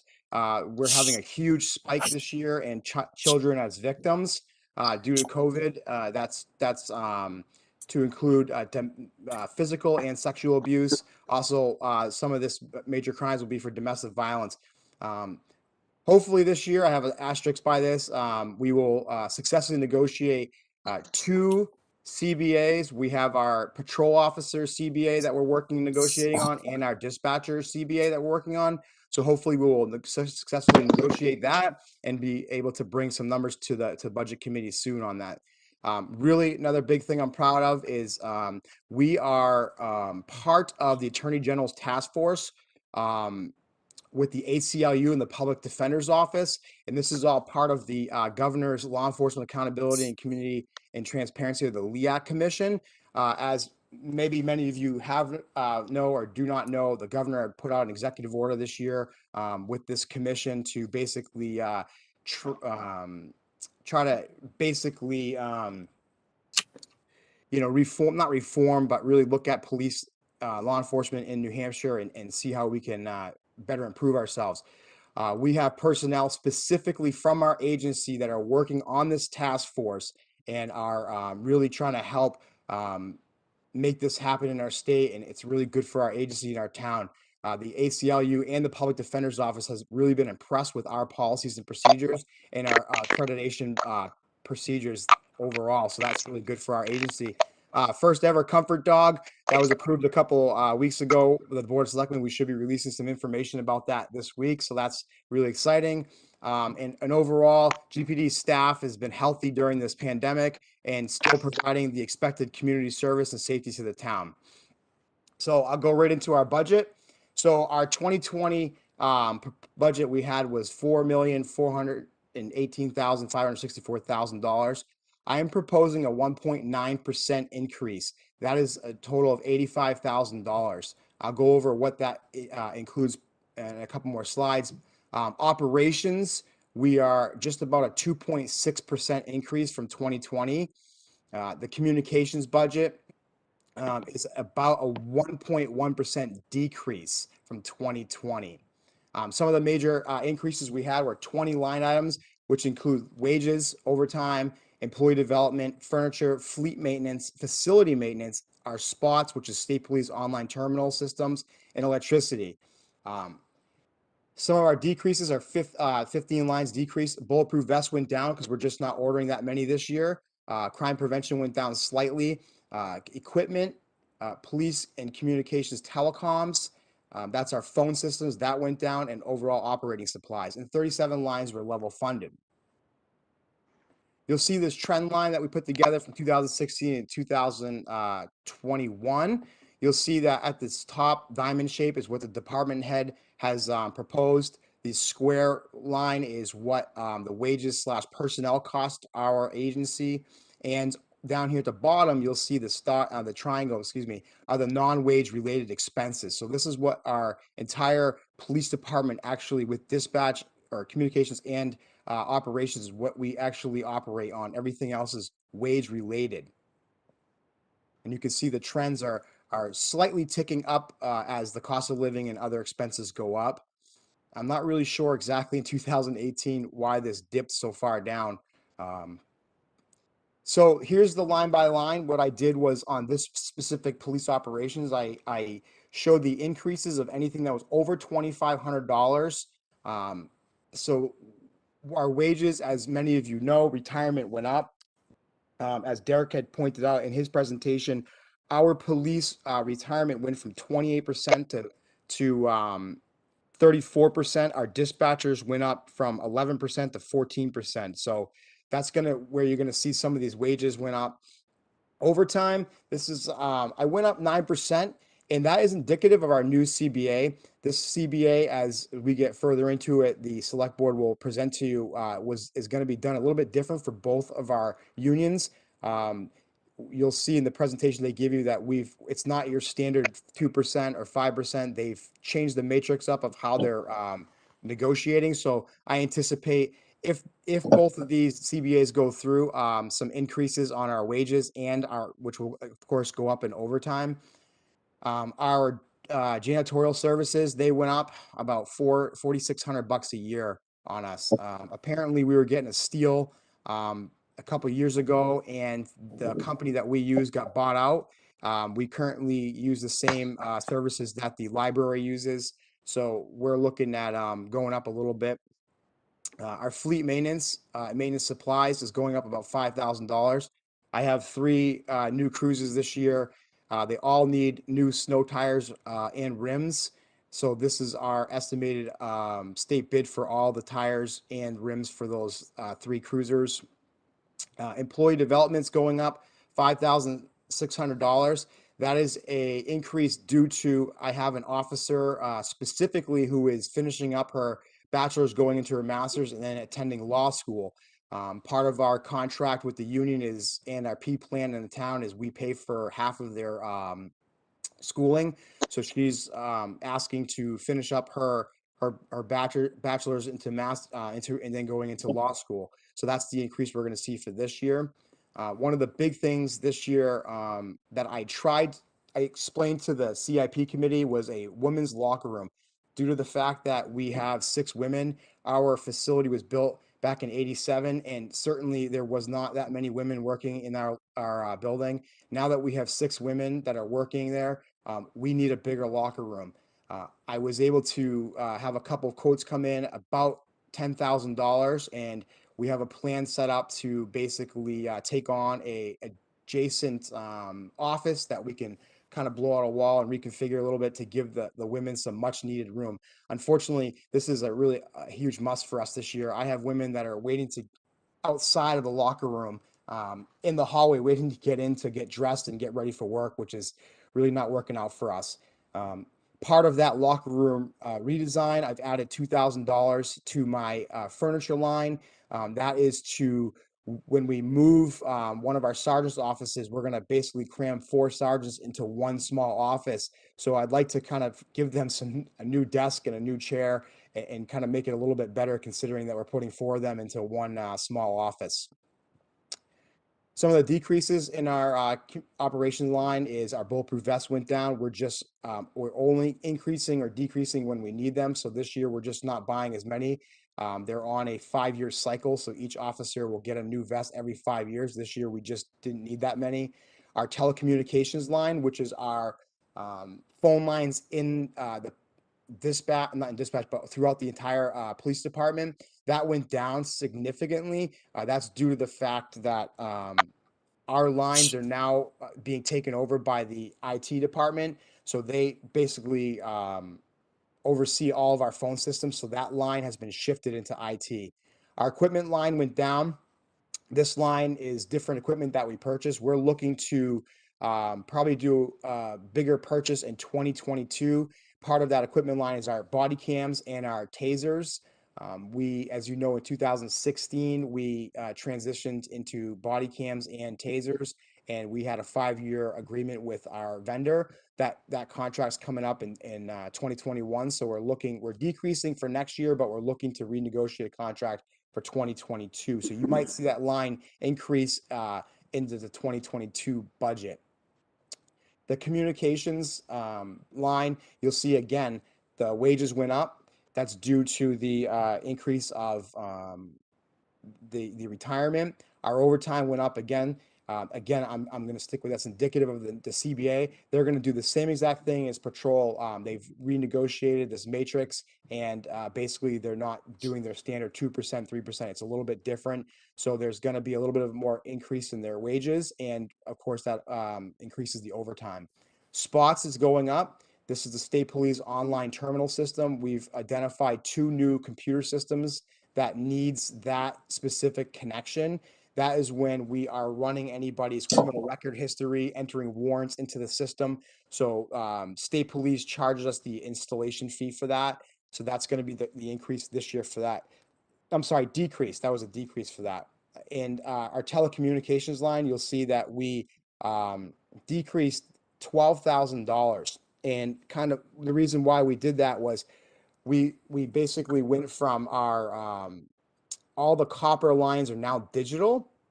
So we're no longer using any of the old copper lines. What you'll see in that though is we still use 3 data lines that go from the Summit to the PD and then Station 17 to the PD. So we still have some funds in that line that will basically use to pay for those lines. But the overall, I think it was about $17,000 last year that we had.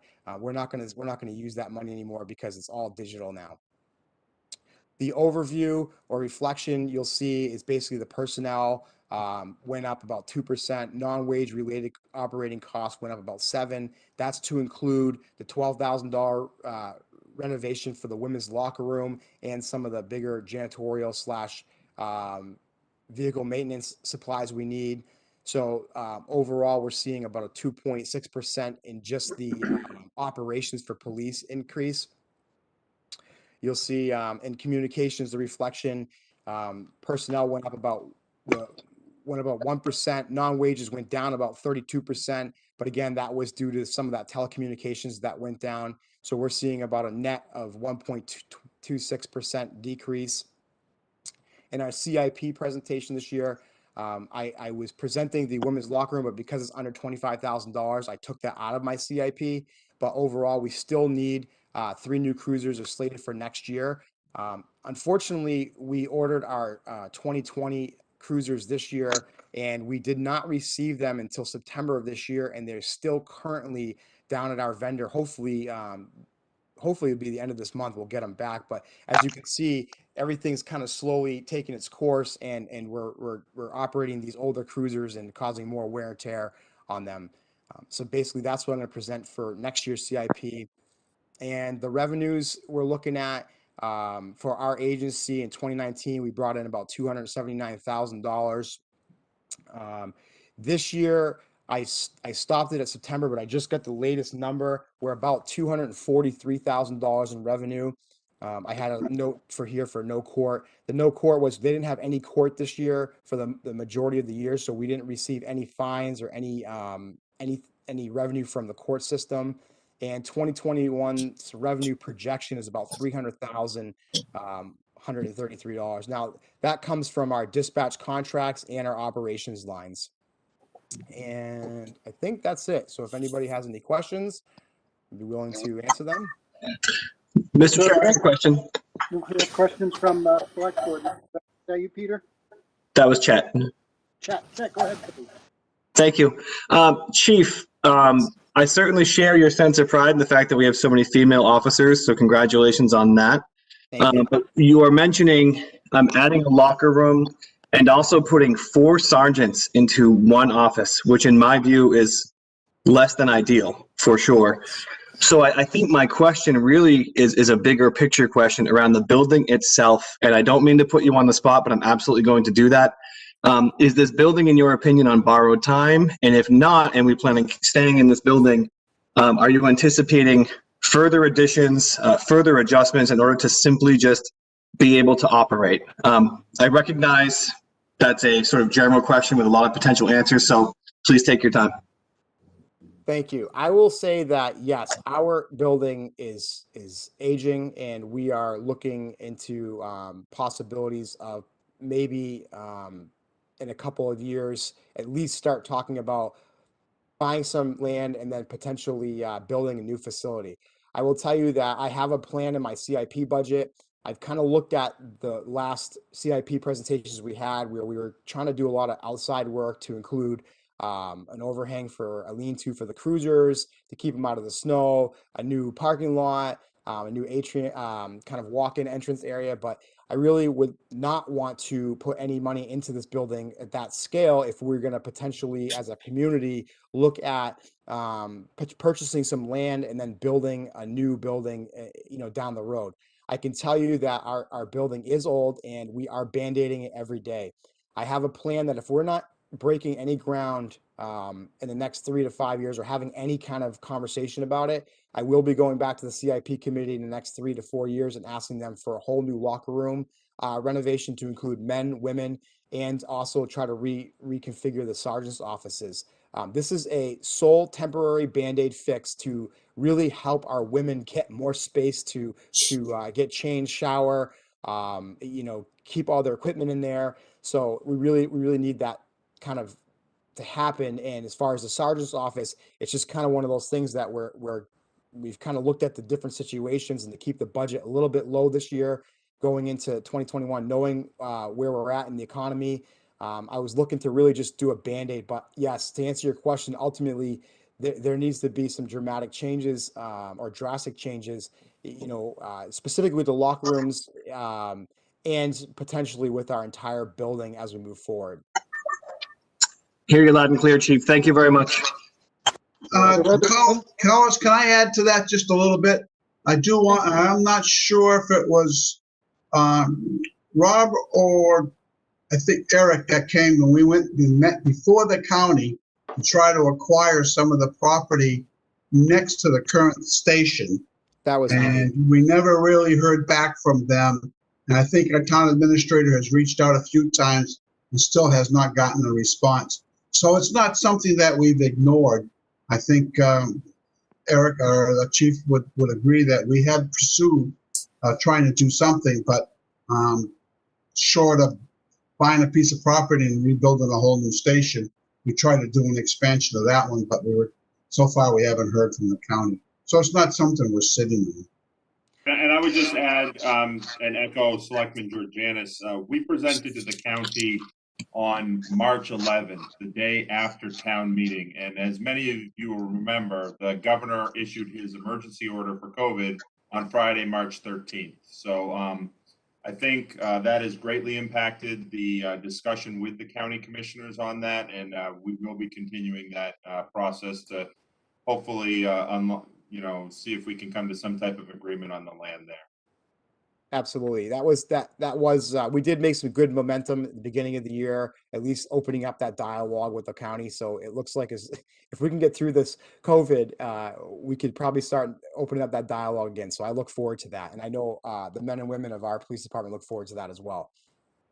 Yeah, and I'll also throw out there, when we were looking at the existing building, we asked about the potential put a second floor on that building, and the architects and the engineers said, no way, building can't handle it. So, we've tried to look at all the options available to us to try and use that existing building as a nucleus, if you will, to build around. And boy, we're running into dead ends, it seems. So I just wanted to throw that out there as well.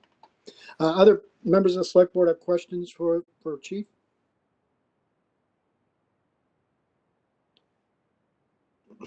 You'll have to unmute if there is a member of the Board of Selectmen who wants to pose a question for Chief. No, I don't see any. Anything else? Last call. Okay, let's throw it over to the Budget Committee. Are there any members of the Budget Committee who would like to ask something of Chief Serino? You'll have to raise your hand, unmute yourself so that you can ask your question. Hey, Collis, this is Cole. Hey, Cole, how are you? Hey, doing good. Nothing huge, just a few comments. The locker room project, I know that's something when Chief Brown was around, we had talked about the need to do that in the future.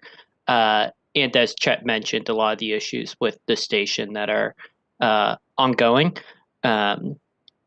So good to hear that. The Chief also made a comment about a decrease in 2018. And I want to say that was because we moved some lines to Town Hall out of the police side on communications. That's my recollection there.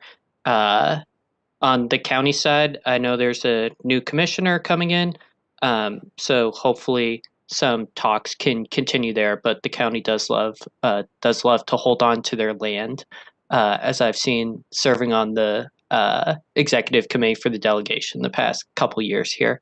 And lastly, excited to hear about the Comfort Dog. I've met the Comfort Dog in Franklin, and it's a great member of their community. And I think Goffstown Police Department has done a great job with community policing. And this is just another awesome addition on top of that. So appreciate that. And if any other committee members want to chime in, feel free. Thank you, Mr. Chair. Any other members of the Budget Committee who would like to ask a question or raise an issue with Chief Serino? That would be your opportunity. Yes. This is Fred Plett from the Budget Committee. Hi, Fred. Nothing about today's presentation, but it's obvious that the police department is hurting for space, and they may have the rise across the street. And as we get involved with the, as Cole alluded to talk with the county, there may not necessarily need to be any land chewed up. There's a huge empty building right in the front of the county that's begging to be rented to municipal or government entities, and I can see that very well happening. That's all. Thank you for that. That's a good option to keep in our back pocket. I appreciate that, sir.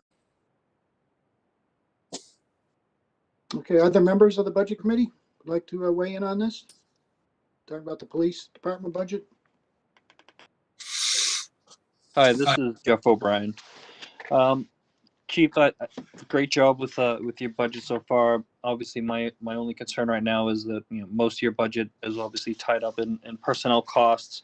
So I'd just be curious to see what the results of the collective bargaining agreement are and how that's going to affect the budget going forward. Yes, thank you, Jeff. Thank you, Jeff. Anybody else from the Budget Committee like to weigh in on the police department budget? You can unmute yourself and ask the question. Anybody else from the Budget Committee? We're talking police department budget. Derek, do you see anybody anywhere that may have a hand raised or otherwise wanting to chime in that's not able? No, I'm not seeing any hand raised, so I think, again, we'll give the offer that we will provide contact information for Budget Committee members, and I'm sure Chief Serino would be happy to answer any questions any of the members have between now and when we go back to budget. Absolutely. Great, thank you, Chief. Okay, All right, we're going to move. everybody. Then we're going to move on to the library. Is Diane with us? The library director? Yes, I am here. Thank you so much, everyone. Good evening. Good evening. We do not have slides this year, so you won't have to look at anything on your screen. However, in tab 6 is where you will find our budget. You'll find our handout there. And Amy Hunteman, Chair of the Library Board of Trustees, is with me. And as we usually do, we will use a team approach for our presentation. Oh, thank you. Yes. The floor is yours. Okay. Good evening, everyone. My name is Amy Hunteman. As Diane told you, I am the chair of the Library Board of Trustees. As we all know, this year has been really strange and challenging across the board. Diane and her staff were really quick to adapt when the need arose to change completely what the library does. The original plan for the summer reading experience no longer worked with a move to social distancing. So the staff needed to learn an entirely new program and completely overhaul the plan for the summer experience in just a few weeks. Story times and other programs were moved to a virtual format with staff members creating content for all ages at home before moving back into the library building. And they've been utilizing WebEx and YouTube. They created book talks for all ages, craft kits with video instructions, and Adulting 101 videos for teens. Those were pretty cool. You should check them out. We continued the Courageous Community Conversation series and offered contactless parking lot pickup for materials. Computers are now available by appointment, and the foyer is open for limited browsing, pickup, and to get a library card.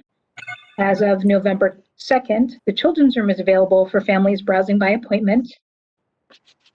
The staff is providing make and take kits in a really unique way, and that is a service that they will be providing a workshop to the Central New York Library Resources Council in January about.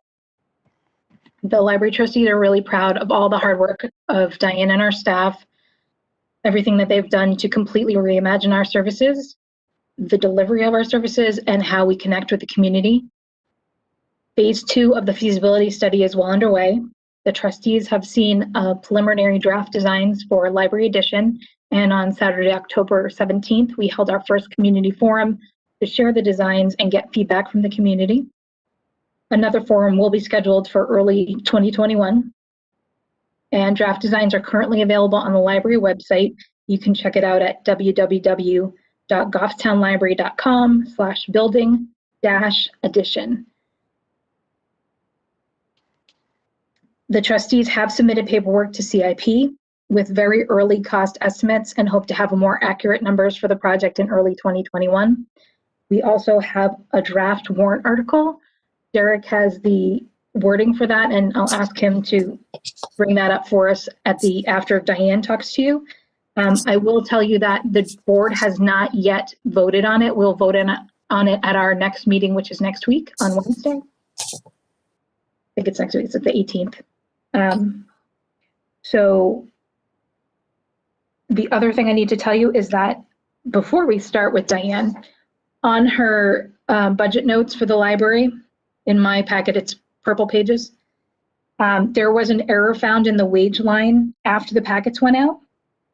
So the first part, the first sentence, the correct numbers should be that the total budget is $749,288. The percentage of an increase is 3.9%. And it's a total dollar increase of $28,144. That was just when Diane went to check against our numbers. The wage line numbers were not available in Munis at the time. And once they were, she discovered the error. So we wanted you to know right away that that was different. So I'm going to hand it over to Diane so she can tell you more about all the numbers and ups and downs and things. Thank you, Amy. Thanks, Amy. As Amy said, that $1,000 error was in our wage line. It was actually in our full-time wage line. That's where the error occurred. So in your handout at 41100 for regular wages full-time, that number, the increase is 7,624. So just to make sure that we're correcting that throughout the whole document. Other than the personnel lines, I'm just going to go through where the areas of increase are for you so we can talk about that. The first area is tuition reimbursement. 44,200 is the line. And this year we do have our teen services person who has been accepted to Drexel University and their online program. So we have added tuition reimbursement money, and it is a 50% tuition reimbursement. It's per our personnel manual. So you'll see that in your budget. The next line that I want to draw to your attention is our book and publication line, which is 47,400. So it's on page 2 of your handout. That number we reduced by $2,500 and moved it to a different line. We moved it to line 69,200, which is our electronic resources money. One of the things that really impacted us heavily during COVID is the fact that we had to turn over some of our money for physical materials and use it for digital materials. And some of you who've been around a long time, you've heard me say that digital materials cost a lot more than physical materials. sometimes 3 and 4 times more per title. So we're having to really adjust some of the lines in our budget to try and change the balance of how we're purchasing materials at this point. So that's one thing I want to draw to your attention. The next line is our computer line, which is $48,450. We have increased that line by $2,920. We included Office 365 for next year because we'll need to pay for it ourselves in 2021. We also changed our PC rotation, not so much in how often we're purchasing them, but we're going to be changing over some of our staff desktops to laptops during the closure for COVID, and we sent our staff home for almost 2 months. There was a real problem with equipment. We didn't have enough laptops, and so staff were trying to make do with the equipment they have at home with very poor results. So we are going to swap those out starting in 2021. So that's mostly where the increase in that line comes from. And also video editing software, because now that we're doing all these videos, we need something that we can use to make them look a little bit better than, you know, how some of them look, especially those early ones in April. They were a little rough. The next line that changes for us is our telecommunication line, 50310. And that that line increased by $804. Some of that increase includes a move to the town's dark fiber network. The library's been on its own dark fiber network. So we are moving to the town's network, and it's going to cost us $50 more a month. So we're moving from $375 a month to $425. Our wireless hotspot, which we only have one, IT calls it a jetpack. We call it a hotspot. I'm not sure what the correct name for it is. So that's where most of that increase comes from, are those changes. And the last line, actually, the last 2 lines in our budget, 69,100 is our GMILKS line. That is our consortium dues line. So we pay dues annually on July 1st. We also pay a fee for a courier service, and that's where the bulk of our materials get delivered within our consortium. That increased by $900 for 2021. That's an estimate. And honestly, that's probably the best money we spend in our budget other than our staff money. In $900, we really tried hard to keep our costs down in the consortium for the next year. The last line is 69,200. That's that electronic subscriptions and contract line. That's where we move that $2,500 from the book line, and we increase it as well, trying to absorb some of what we may see next year for increases from vendors. And I'm not sure if other departments are seeing this, but we're seeing spikes in costs, and I think they're just going to get worse as we move forward. I didn't even budget for what I think might happen to that line. I'm a little scared about that line, but we'll see what happens. And that's all our electronic resources for the organization. And those are the lines I'm just drawing to your attention. If you have questions, Amy and I can do our best to answer them now. Thank you, Diane and Amy. Questions from the select board members for Diane and or Amy on their budget presentation this evening? I got a couple. Okay, go ahead, Peter. Video editing. Why would we have video editing?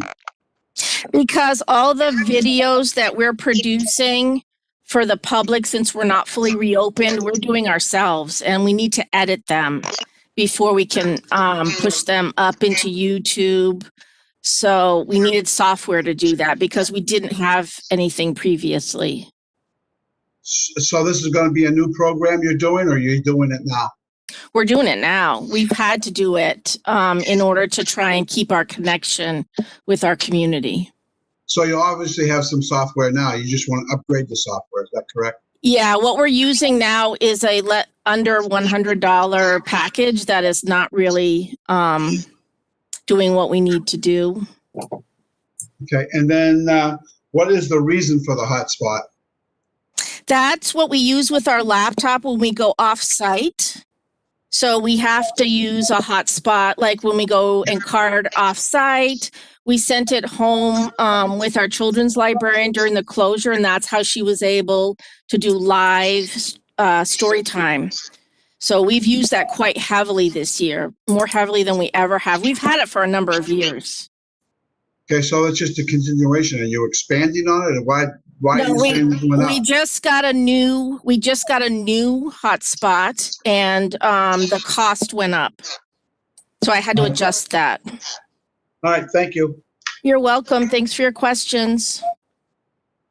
Any other members of the select board have questions for Diane or Amy on the library budget? Anyone? Kelly? I'll set Collis as the select board rep to the library. I have the pleasure of being very intertwined in all the great work that they do over there. So I'm good. Thank you. Yes, you do. Thanks, Kelly.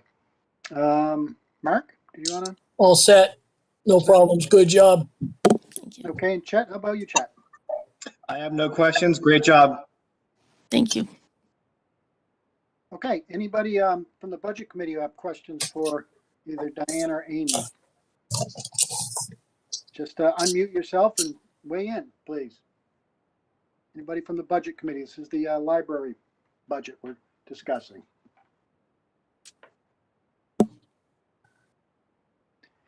Anyone? Do you see anyone, either Cole or Derek? Anyone from the library? You have to unmute yourself in order to ask your question.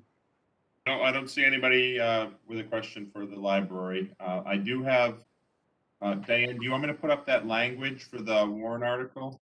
That would be great. Yeah, if everyone wants to see it now while we're speaking. Sure. And I think, Amy, are you going to address this? I did tell everybody that this is a draft. It has not yet been approved by the library board. It will likely be approved at our next meeting. This is likely what the wording will be. If there's anything, it'll be small changes, if anything. Okay, thank you. Thanks. So this is related to our CIP request. So it was a CIP request for the library this year for 2021. And this is the first of 2 years for a building project. And so you'll see the number is $450,000 for 2021, with the library trustees contributing $337,500 from $112,500 from unrestricted money that they have. Thank you. And the remainder of the 337.5 would come from taxation. Correct. Thank you. Thank you. Members of the select board or the budget committee at this point, anybody have questions relative That's to just, and I do call us, that's just for the study and the architectural and the engineering. That has nothing to do with I shouldn't say nothing to do with the building, but it has nothing to do with the actual construction. Yep, no construction costs in there. This is all just planning and design. That's for like pre-construction, all of the stuff before that would come before actually building an addition. And this is going to, this amount of money, the 450,000, is going to come up and give us a price on what the addition was going to cost. That's the plan. Yeah. All right. So, okay. Thank you. Good question. Thank you, Derek. Any other members of the select board or the budget committee? Last call for questions relative to the library budget. Okay, I don't see any. So let's see. Now we're moving on to the budget. We have some special articles that we need to consider. One's for Crispin's House and one is for the Main Street program. I will just, Collis, I just remind everybody, this is for both Crispin House and Main Street. This is the first time the select board is seeing these presentations. So the select board has not taken a vote on either of these to whether to place them on the warrant. They have for many years now, but I did just because we're doing this a little bit different. But first one we do have is Crispin House, and it looks like we've got the executive director, Diane McCarthy, and the board president, Al Baines, on tonight. You do indeed. Thanks so much. Thanks for having me tonight. It's wonderful to be here with you. As Derek said, I'm Diane McCarthy. I'm the executive director for Crispin's House Coalition for Youth, and we have our board president, Al Baines, with us. We're here with you this evening asking for your support on a warrant article in the amount of $20,000 to support Crispin's House. This is the same amount that we have asked for that's been approved over several years now. It's something that the voters of Goffstown have overwhelmingly supported at the ballot box. And certainly I do want to thank the select board and the budget committee both for their very strong support of this warrant article in years past. For those of you who are new, who aren't familiar with our organization, we are your local nonprofit that advocates for the kids in our community. We are run by a board of directors, all of whom are either residents of Goffstown or work with kids in Goffstown, such as a member of the Goffstown Police Department, also YMCA Allard Center. Bottom line, as far as our board goes, we are all very dedicated to Goffstown and most certainly dedicated to the children of Goffstown. Our mission is to empower and encourage positive choices in the lives of our young people by helping to create a healthy and supportive community. To that end, we run a number of different programs. They do vary as far as what their nature is, but at the end of the day, every last one of them is aimed at substance misuse prevention. It's aimed at mental health supports as well. We've heard a lot about COVID-19 tonight through the other departments, and certainly Crispin's House has not been unaffected by COVID-19. We did have a couple of our programs that we did need to temporarily suspend. Our Volunteers program is just resting. I've got some outreach going on. I'd like to find something meaningful, but also appropriate in this pandemic environment for our kids. Additionally speaking, Challenge Day. I know several of you have heard about our Challenge Day program, and I know we have a few people on here who have actually participated in it. So those of you who aren't familiar with it, it is a full day intensive program that we run over at the middle school. We bring folks from the Challenge Day program in to run it, and I'm not exaggerating when I say that it is life-changing. It is extremely powerful, and certainly it has been one of our shining stars as far as Crispin's House goes in our ability to actually bring programs of this caliber to our young people in Goffstown. That being said, COVID had its way with us, didn't it? And we were not able to offer it this fall, but it is our intent moving forward. Fingers crossed, we're out of pandemic next fall and we can resume Challenge Day. Otherwise, for us, we have been able to successfully move our other programs online. One such program that I do want to highlight for you, I know we sent out the packet. I trust you all got it. Perhaps you had a chance to review it. Our juvenile court diversion program. We are one of, I believe it's now 18 accredited diversion programs in the state. I'm actually very proud of that because as diversion in New Hampshire has grown and progressed, the requirements to be accredited have changed and become more stringent. That has not been a problem. We've easily been able to meet those requirements, and we continue to enjoy our accredited status. Diversion, for folks who aren't familiar, that is an alternative to court. We do run in partnership with Goffstown Police Department, where we have a first-time juvenile offender, and they are given the opportunity to be held accountable for their crime outside of the court system. So it does save some costly court intervention on that end, Our program is also based on restorative justice practices. So what that means is that we're meeting the young person where they are, helping them to develop tools in their toolbox, so that they choose a different path and hopefully go on to live happy and productive lives. Changes coming down the pike that I think you should be aware of is coming down from DOJ. They are changing some of the juvenile justice practices, specifically as it pertains to diversion. It is expected that by next summer, diversion will be taking kids who are not first-time offenders. Studies demonstrate that the more court involved a young person is, the more likely they are to become court involved as adults. We don't want that. It has been demonstrated that diversion we have lower recidivism rates than going straight through the court system. And certainly if I can help a young person, I'm super happy to have the opportunity to do so. So I think that is great news. The difference is going to be, of course, that we're expecting, if that change takes place, that will be more kids we can reach and therefore higher volumes. So I think it's good all around. Another program that I want to call your attention to are our youth forums. Our youth forums, those are one of our flagship programs. Honestly, at Goffstown High School, it got started back in 1991, where we had some clear indication that perhaps the needs of our kids were not being met as well as they could. Youth Forum is normally monthly meetings of local adults. We do draw from statewide. As far as NAMI New Hampshire, they visit our table quite regularly. We have a strong partnership. We also have a strong partnership with the DEA, and we're fortunate that when schedules allow, we've got folks from DEA who sit down with us, and then also from Goffstown Public Library, GPD, New Boston Town Administration joins us.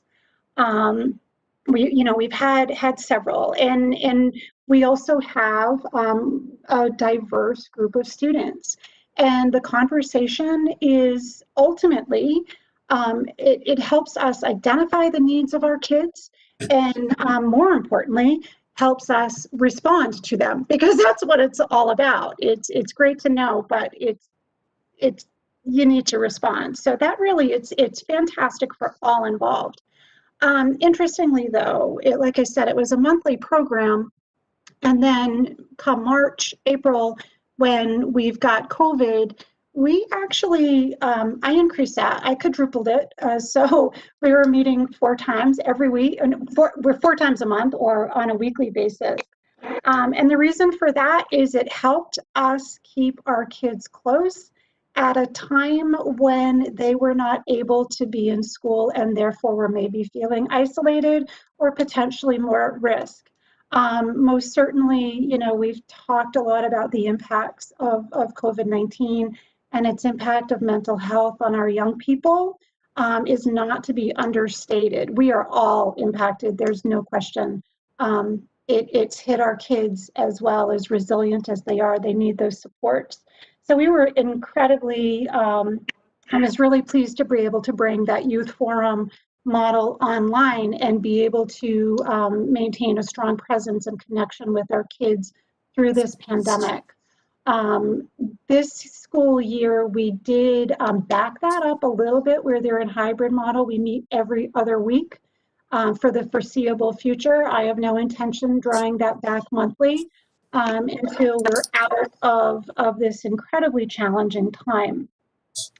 Of note also, during pandemic, I was able to partner with Dartmouth Hitchcock and with Making It Happen, which is another prevention agency, and get our kids connected to their Project Echo. Project Echo ran for about 6 months, starting back in the spring, and it was student panels, and also with experts in the field and their advisors on all different prevention topics. You name it, they discussed it. Most noteworthy for me, and something I'm really pleased to share, is our kids shine in these environments. We, because of our work, because of the work of our partners, our kids are connected and they are engaged. So Goffstown, week after week after week, we had 3, 4 kids in there, other places, maybe one, not that it's a competition, but to me, I was really, really glad to see how engaged and how much leadership our Goffstown kids took in those programs. And I hope you're proud of them too, because they did such a great job. Our kids, they're amazing. So other than that, I think I've addressed mental health. You have my packet, so certainly if you have any questions. Most importantly, though, we do some great work for our kids, but we can't do it alone. We do rely on the support of our community. We rely on the support of grantors, and of course on our sponsors for fundraisers. This warrant article, the $20,000 warrant article, as you can see, it represents 20% of our total operating budget. This operating budget is a decrease against last year and the year before. And we did that for obvious reasons. These are trying times. The board of directors and I are working hard to make sure we are still doing what we need to do for our kids, because those needs have not gone away. And also so that we can work to being here for our kids in years to come. So yes, we have decreased our budget against the last couple of years. Warrant article, again, it represents about 20% of that budget, but as I've said in years past, I cannot say it enough.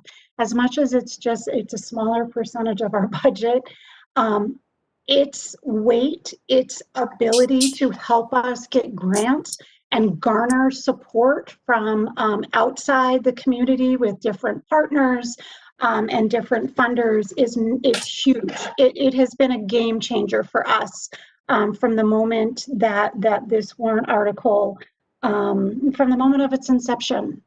So as for fundraisers, I do want to share, that so much of our income comes from fundraisers. And because of COVID, we were not able to have our 3-on-3 basketball tournament this past March. While we hope to be able to have it this coming March, we are actively working on determining an alternative in recognition of the numbers that we're looking at in the environment we find ourselves in. We also were not able to have our softball tournament. So those two right there are our biggest fundraisers. One of our challenges is our fundraisers have always been about building community and bringing people together. And so pandemic hasn't been helpful there, but we're being creative, we're working hard. I do have a scavenger hunt fundraiser, you guys, that is starting on Friday. And again, it met our requirements as far as being a fundraiser, but also something good for families, good for friends. But also we wanted to give some love to our community.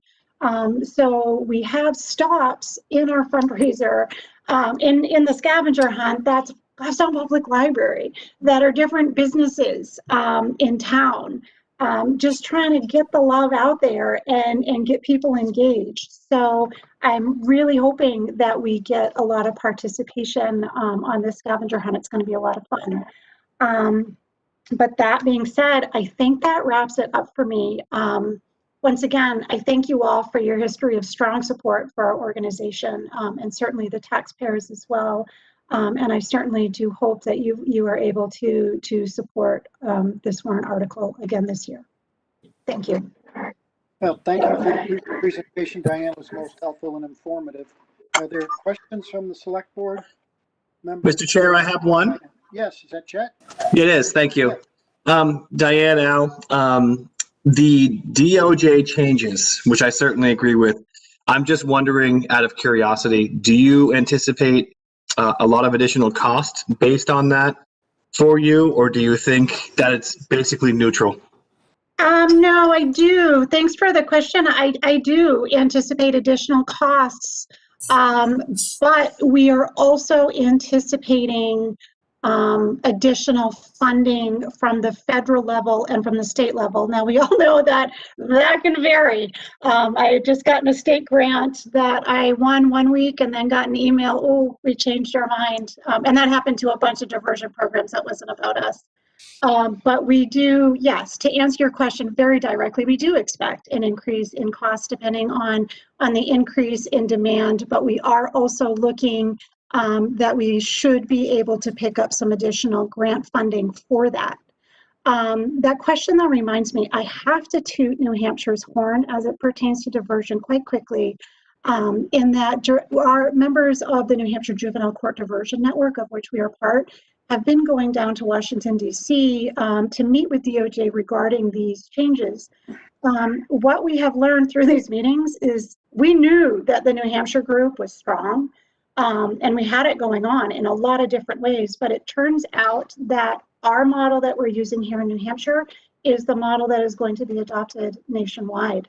So I think that is a significant compliment to New Hampshire juvenile court diversion programs. And I'm really, really proud to be involved in that. That is great. It is. Chet, did you have a follow-up? I don't have any more questions. I just want to say thank you, Christmas House in general, for the work you do in our community. I couldn't support it more. Thank you. Thank you. It is our honor. Thank you, It is our honor and pleasure. Yep. Thank you, Diane. Other members of the select board have questions for Diane? Nobody? About the members of the budget committee, any questions for Diane?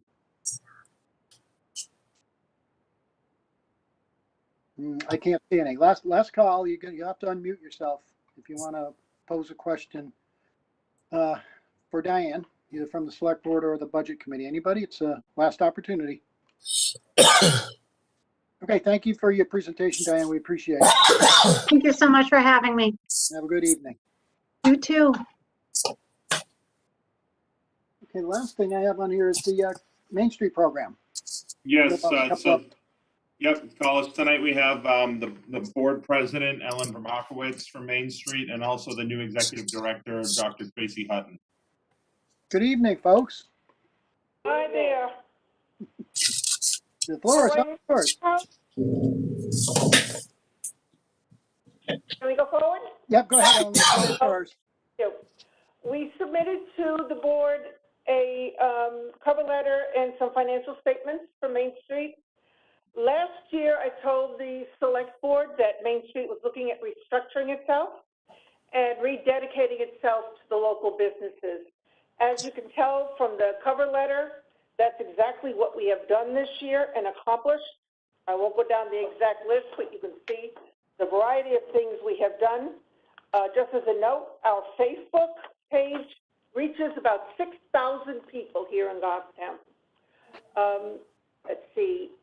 We have focused on our businesses here in the village with direct visits to them. The board totally revamped our matching grant program. And I went around and personally handed every business owner that grant.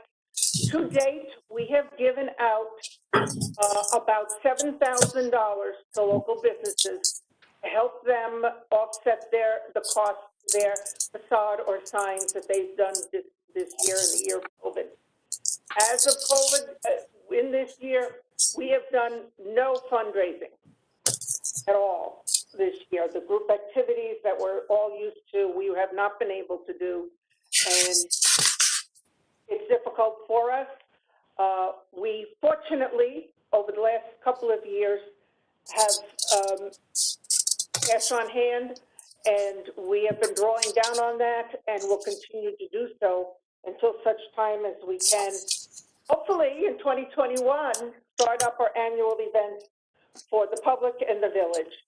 I'm going to ask Dr. Tracy if she would go through the things that she's been doing with us since her arrival here, what, about 6 weeks ago?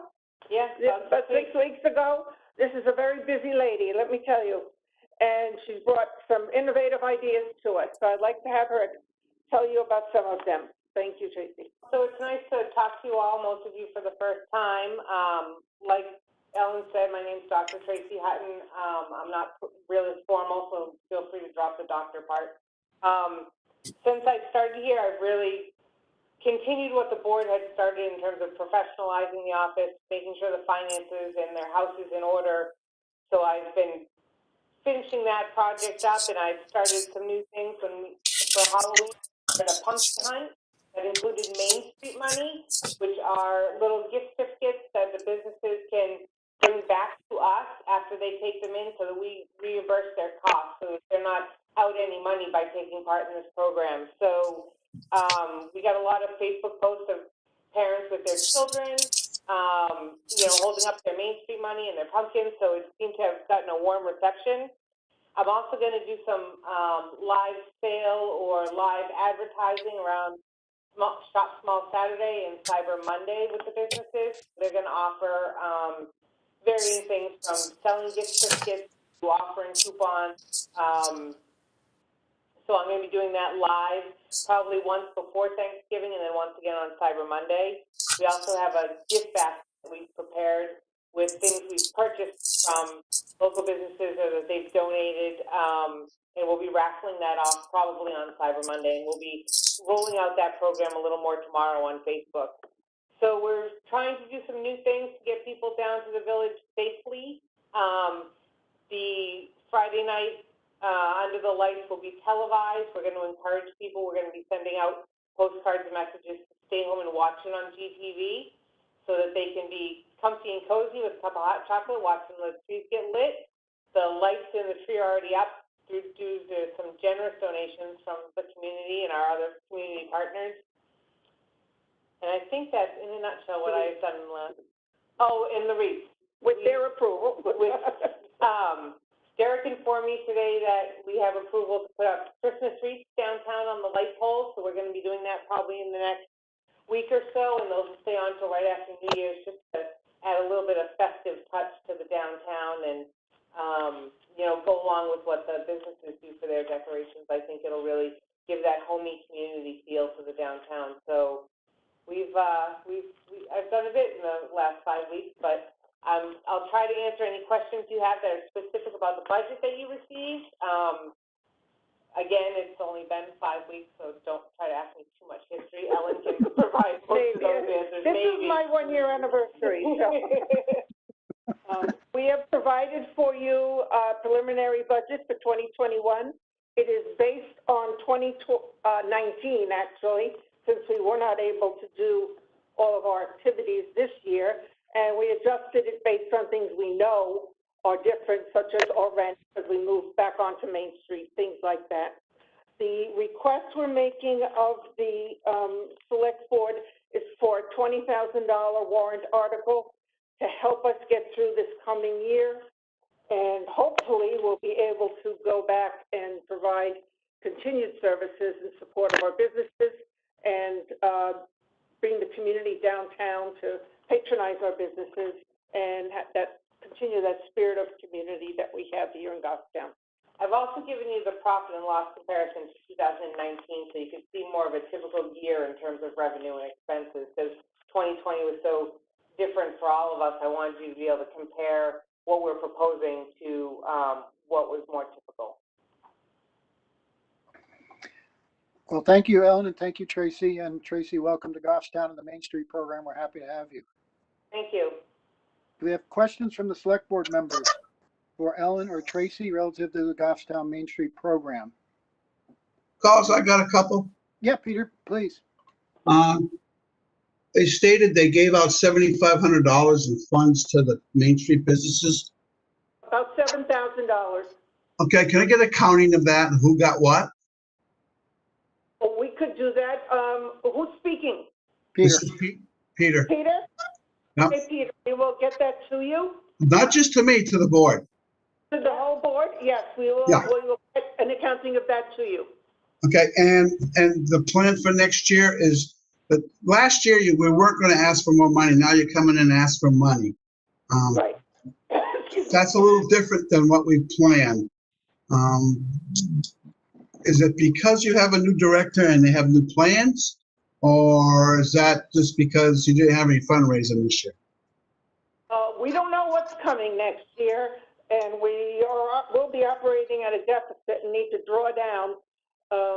We're just asking for the community to support us this coming year at the $20,000. I did notice in your town select board's budget, you put down 15, which is what it had been the past couple of years, and for years before that it was 20.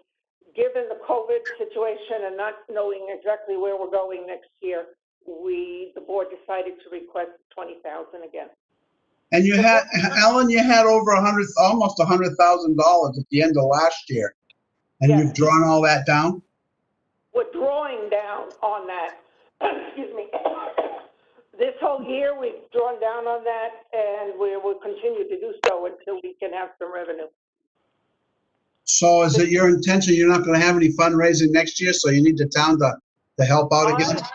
We will have fundraisers, but we're looking for the town's ongoing support for this.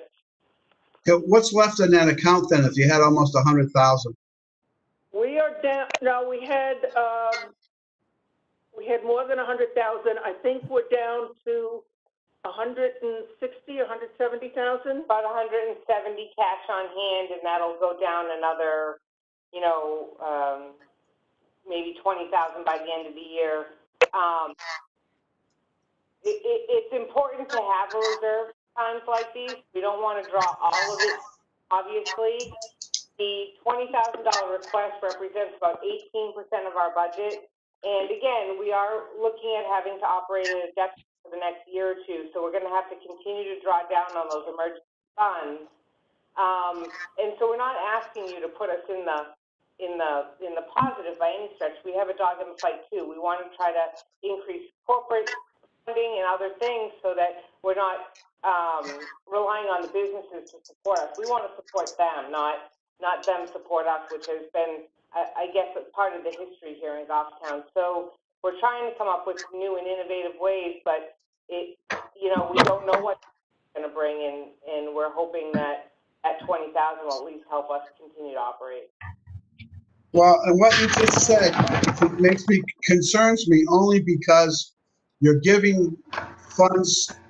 You said you've given some funds out to some of the town businesses on Main Street.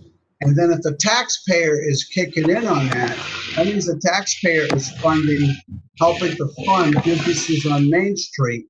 And I have a real concern with that because that means that there are other businesses at other parts of town that are not being able to participate, but asked to fund. And I have a real problem with that. I understand your concern. These are sign and facade grants, so it goes to the outward appearance of the village, which does benefit the entire community, in my opinion. Again, it's only 18% of our budget that we're asking the town to contribute, and our less. And most of these businesses they're spending, $10,000, $20,000 on their facades, and the grant is only 500 to 1,000. This year was 1,000 because of COVID. It's a very small percentage of their facade improvements to help the village look like an attractive community place that people want to gather for the regatta and for the Old Home Day and other things that we gather for. We want our community to look good too. I understand that, but when you start giving out the cash or starts that type of thing, that's brings in a whole different set of circumstances, and I have a real concern with that. It does, and there are services that the Goffstown Main Street program has begun to provide to the wider business community. The Economic Development Committee recently wanted to do a Facebook page for the businesses to be able to communicate with one another, and the Goffstown Main Street program is hosting and facilitating that so that the businesses in other parts of the community as well as Canardville can benefit from some of the knowledge that Main Street has gathered over the years. You just opened up another can of worms. Derek, are you familiar with Main Street now working with the Economic Development Committee on a Facebook page?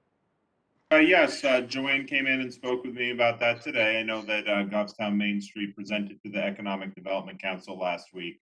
So I know that they've got some in the works, and I think Chet could probably speak to that as well. I can. Yeah. So what we're looking for, and this doesn't have a whole lot to do with the budget itself, but what we're looking for is to catch up to 2020, where the Economic Development Council can actually post things on a Facebook page with approval. We're not looking to do it without approval, but can post things with approval to help current businesses. Either they're struggling or they're trying to come into the town. So we're looking at a number of different options at this time. Mr. Chair?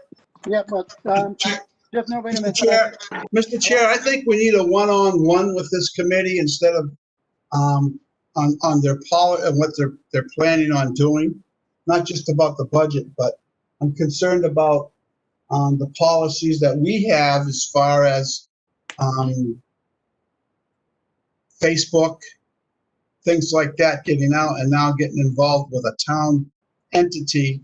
I know we've been really cautious with public information and making sure it's disseminated properly.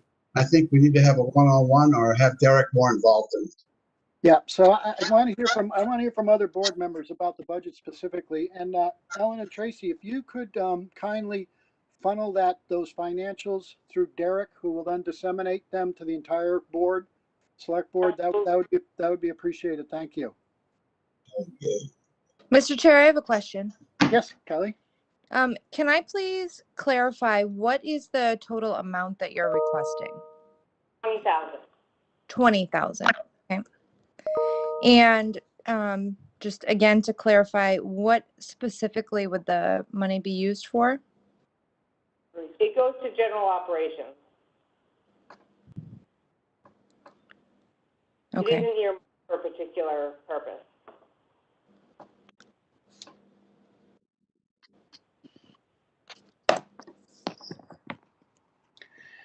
I'm sorry, I lost the audio for a moment there. What was the last statement? I said it isn't earmarked for a particular purpose. It's for general operations. Okay, thank you. Kelly, did you have a follow-up? No, that's all. Thank you. Okay, any other members have questions? Mr. Chair, I just have a quick comment. The Facebook piece of the equation and working together with Main Street has a lot to do with the overall goals of the Economic Development Council, which is a sector by sector approach. Currently, though, we are working on a COVID recovery operation. So I'm really looking to work with the select board and Derek. We are in the beginning stages of a plan to approach economic recovery. And I am not exactly sure how that affects the specific budget here. And I'd love to hear more about that. So if we could get an answer on that specific piece of how Economic Development Committee and Main Street are connected and how that affects the budget, I would love to hear that so I can make a decision on where I stand. So it's really a new partnership, I think, in terms of, I recently met with the town planner and started to pass back and forth some ideas. For those of you who don't know my background, I used to be a town planner, a city planner, and as well as a town administrator. So I'm trying to bring some of that municipal background to the nonprofit world. I'm also a small business owner and have been for 30 years. So I have a lot of knowledge that I'd like to impart on the community and help them grow their businesses in new and innovative ways. So whether it's a live sale on Facebook or, handing out gift certificates or, I go around to the businesses just to say, hey, how you doing? What are you having trouble with? And that's the purpose of this Facebook page, is for them to be able to have another way to communicate. And it is a Goffstown Main Street program Facebook page. It is not a town page. So it doesn't have, I think that's the concern here, is that it's going to run amok of public information laws. And it is a Goffstown Main Street page. But it's something that, I've been working with business owners in other parts of the community other than Main Street to try to help them get going the same thing that Main Street has here for the village. And so I think it's important that we share information for the whole community so that we can all work together for a better Goffstown. Just so you all know, this is a closed group. That's what it's called, right? It's a private group. You have to be accepted into the page so that, it's just the business owners who are communicating on this page. Okay, thank you for that. That's helpful. And it's my understanding from Joanne that the town cannot post this type of a Facebook page to communicate with businesses. So we partnered, Main Street and the Economic Development Council partnered up to be able to provide this for the town businesses. Okay, so as far as the budget goes, we're talking about it's a $20,000 ask that would go on the ballot for the townsfolk. 20,000 out of almost 118 for the budget. Yep. Understood, and the conversation has brought into the conversation a bunch of other aspects of it, procedural things, and intermingling with other things that I think probably are best discussed in a separate forum. So we kind of keep this limited to the budget aspects of the conversation. Are there other? Mr. Chair, I have a question. Sure, Kelly, please go ahead. Thank you. I'm sort of reflecting on the past few years and the conversations we've had with Main Street, where in the past we have a budget, and we've had a budget from Main Street. I apologize if you sent one, but I don't seem to have it. We had a pretty in-depth conversation last year about the discontinuation of requests, and this is an increase in request of funds. And I'm having a difficult time, noting how much funds you have available, not seeing a budget, and also not having a clear understanding of what the money would be used for directly. So I'm just throwing that out there generally. Derek, were we provided? Yeah, we were, Kelly. There was their cover letter included a budget, and we can certainly get that back out to you again, so you have it. Printed copies were provided to the Budget Committee and the Select Board. Yeah. And I can resend the electronic copies, and it might be a good opportunity to allow the Budget Committee to ask some questions, and then maybe we could schedule Main Street to come in to speak with the Select Board on your meeting next week on the 16th. Derek, if you could email that, that would be great. Thanks. Sorry for missing that. No problem. Okay, other members of the Select Board have questions they'd like to raise relative to Goffstown Main Street program. Anyone? I'll throw it over to the Budget Committee. Anybody in Budget Committee? If you have a question, you have to unmute yourself to ask your question. Questions relative to Goffstown Main Street program. Hey, Carlos, this is Greg Flegel. Hi, Greg. Hi, Ellen and Tracy, your program has been in transition a lot the last couple of years, it seems like. And Ellen, I know you've really stepped up over the last year or so, so I'd like to thank you for that, for your volunteer role. I think you've really tried to make the best of the situation. And Tracy, it seems like you bring a lot to the table. So I'm glad you're here, and I wish you guys well, and I hope it works out for everybody. Thank you. Thank you. Yep, thanks for that, Greg. Other members of the Budget Committee who may want to weigh in, now would be your opportunity. Okay, anyone at all? If not, we're gonna move on. Thank you very much, ladies, for the presentation. Appreciate it. Thank you. Going back to the agenda, and I see that we're now down to item 9E, which is the available unassigned fund balance and a wrap up of the budget. Derek, can you kick that off for us, please? Yeah, at this point, we'd let the Select Board and the Budget Committee know that the Select Board at this point will start their deliberations on the budget. So starting next Monday on the 16th, the Select Board will start figuring out if they want to make any modifications, any adjustments to the budget that's been presented by department heads, and then if they want to use any fund balance or propose that as part of that. I will say, find it here. I will show you, just so everybody's on the same page, what the board has for available fund balance. Okay, and share my screen here.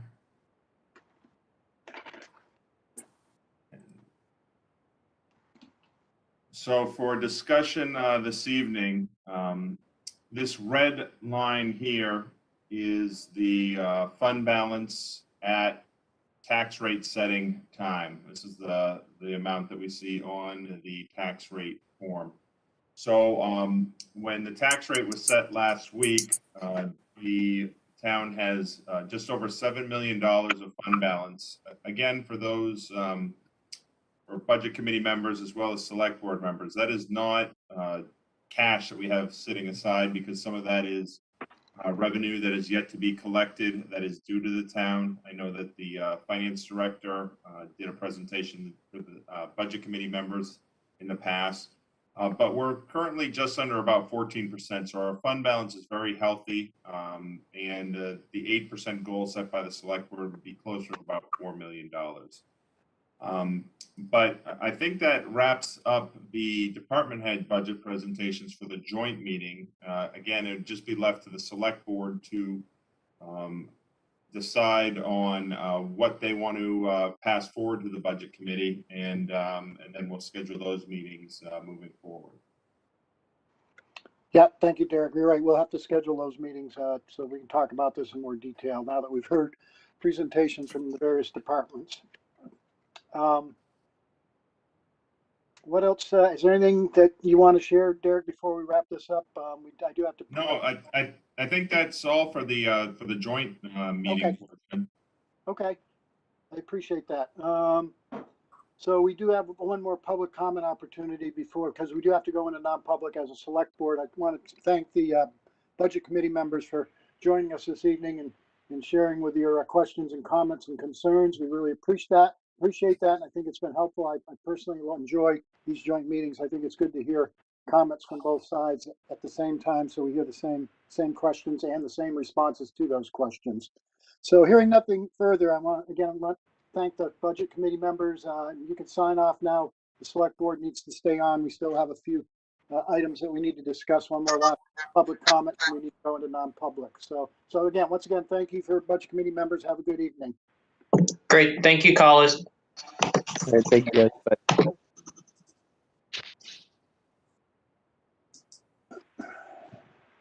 Derek, can you see who's on still?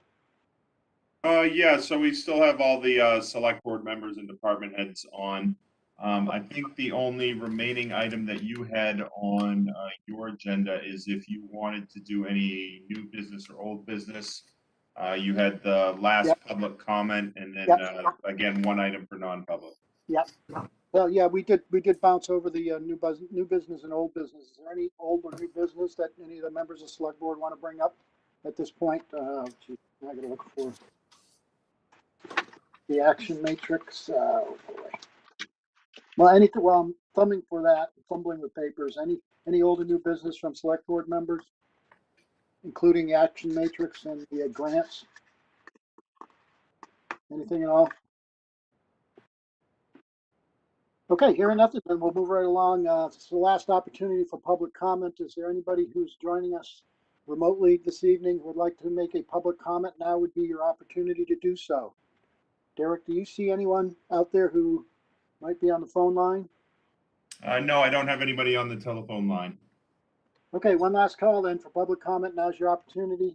Before we move on to the agenda, we're going to wrap up our public portion of the meeting and go into a non-public session.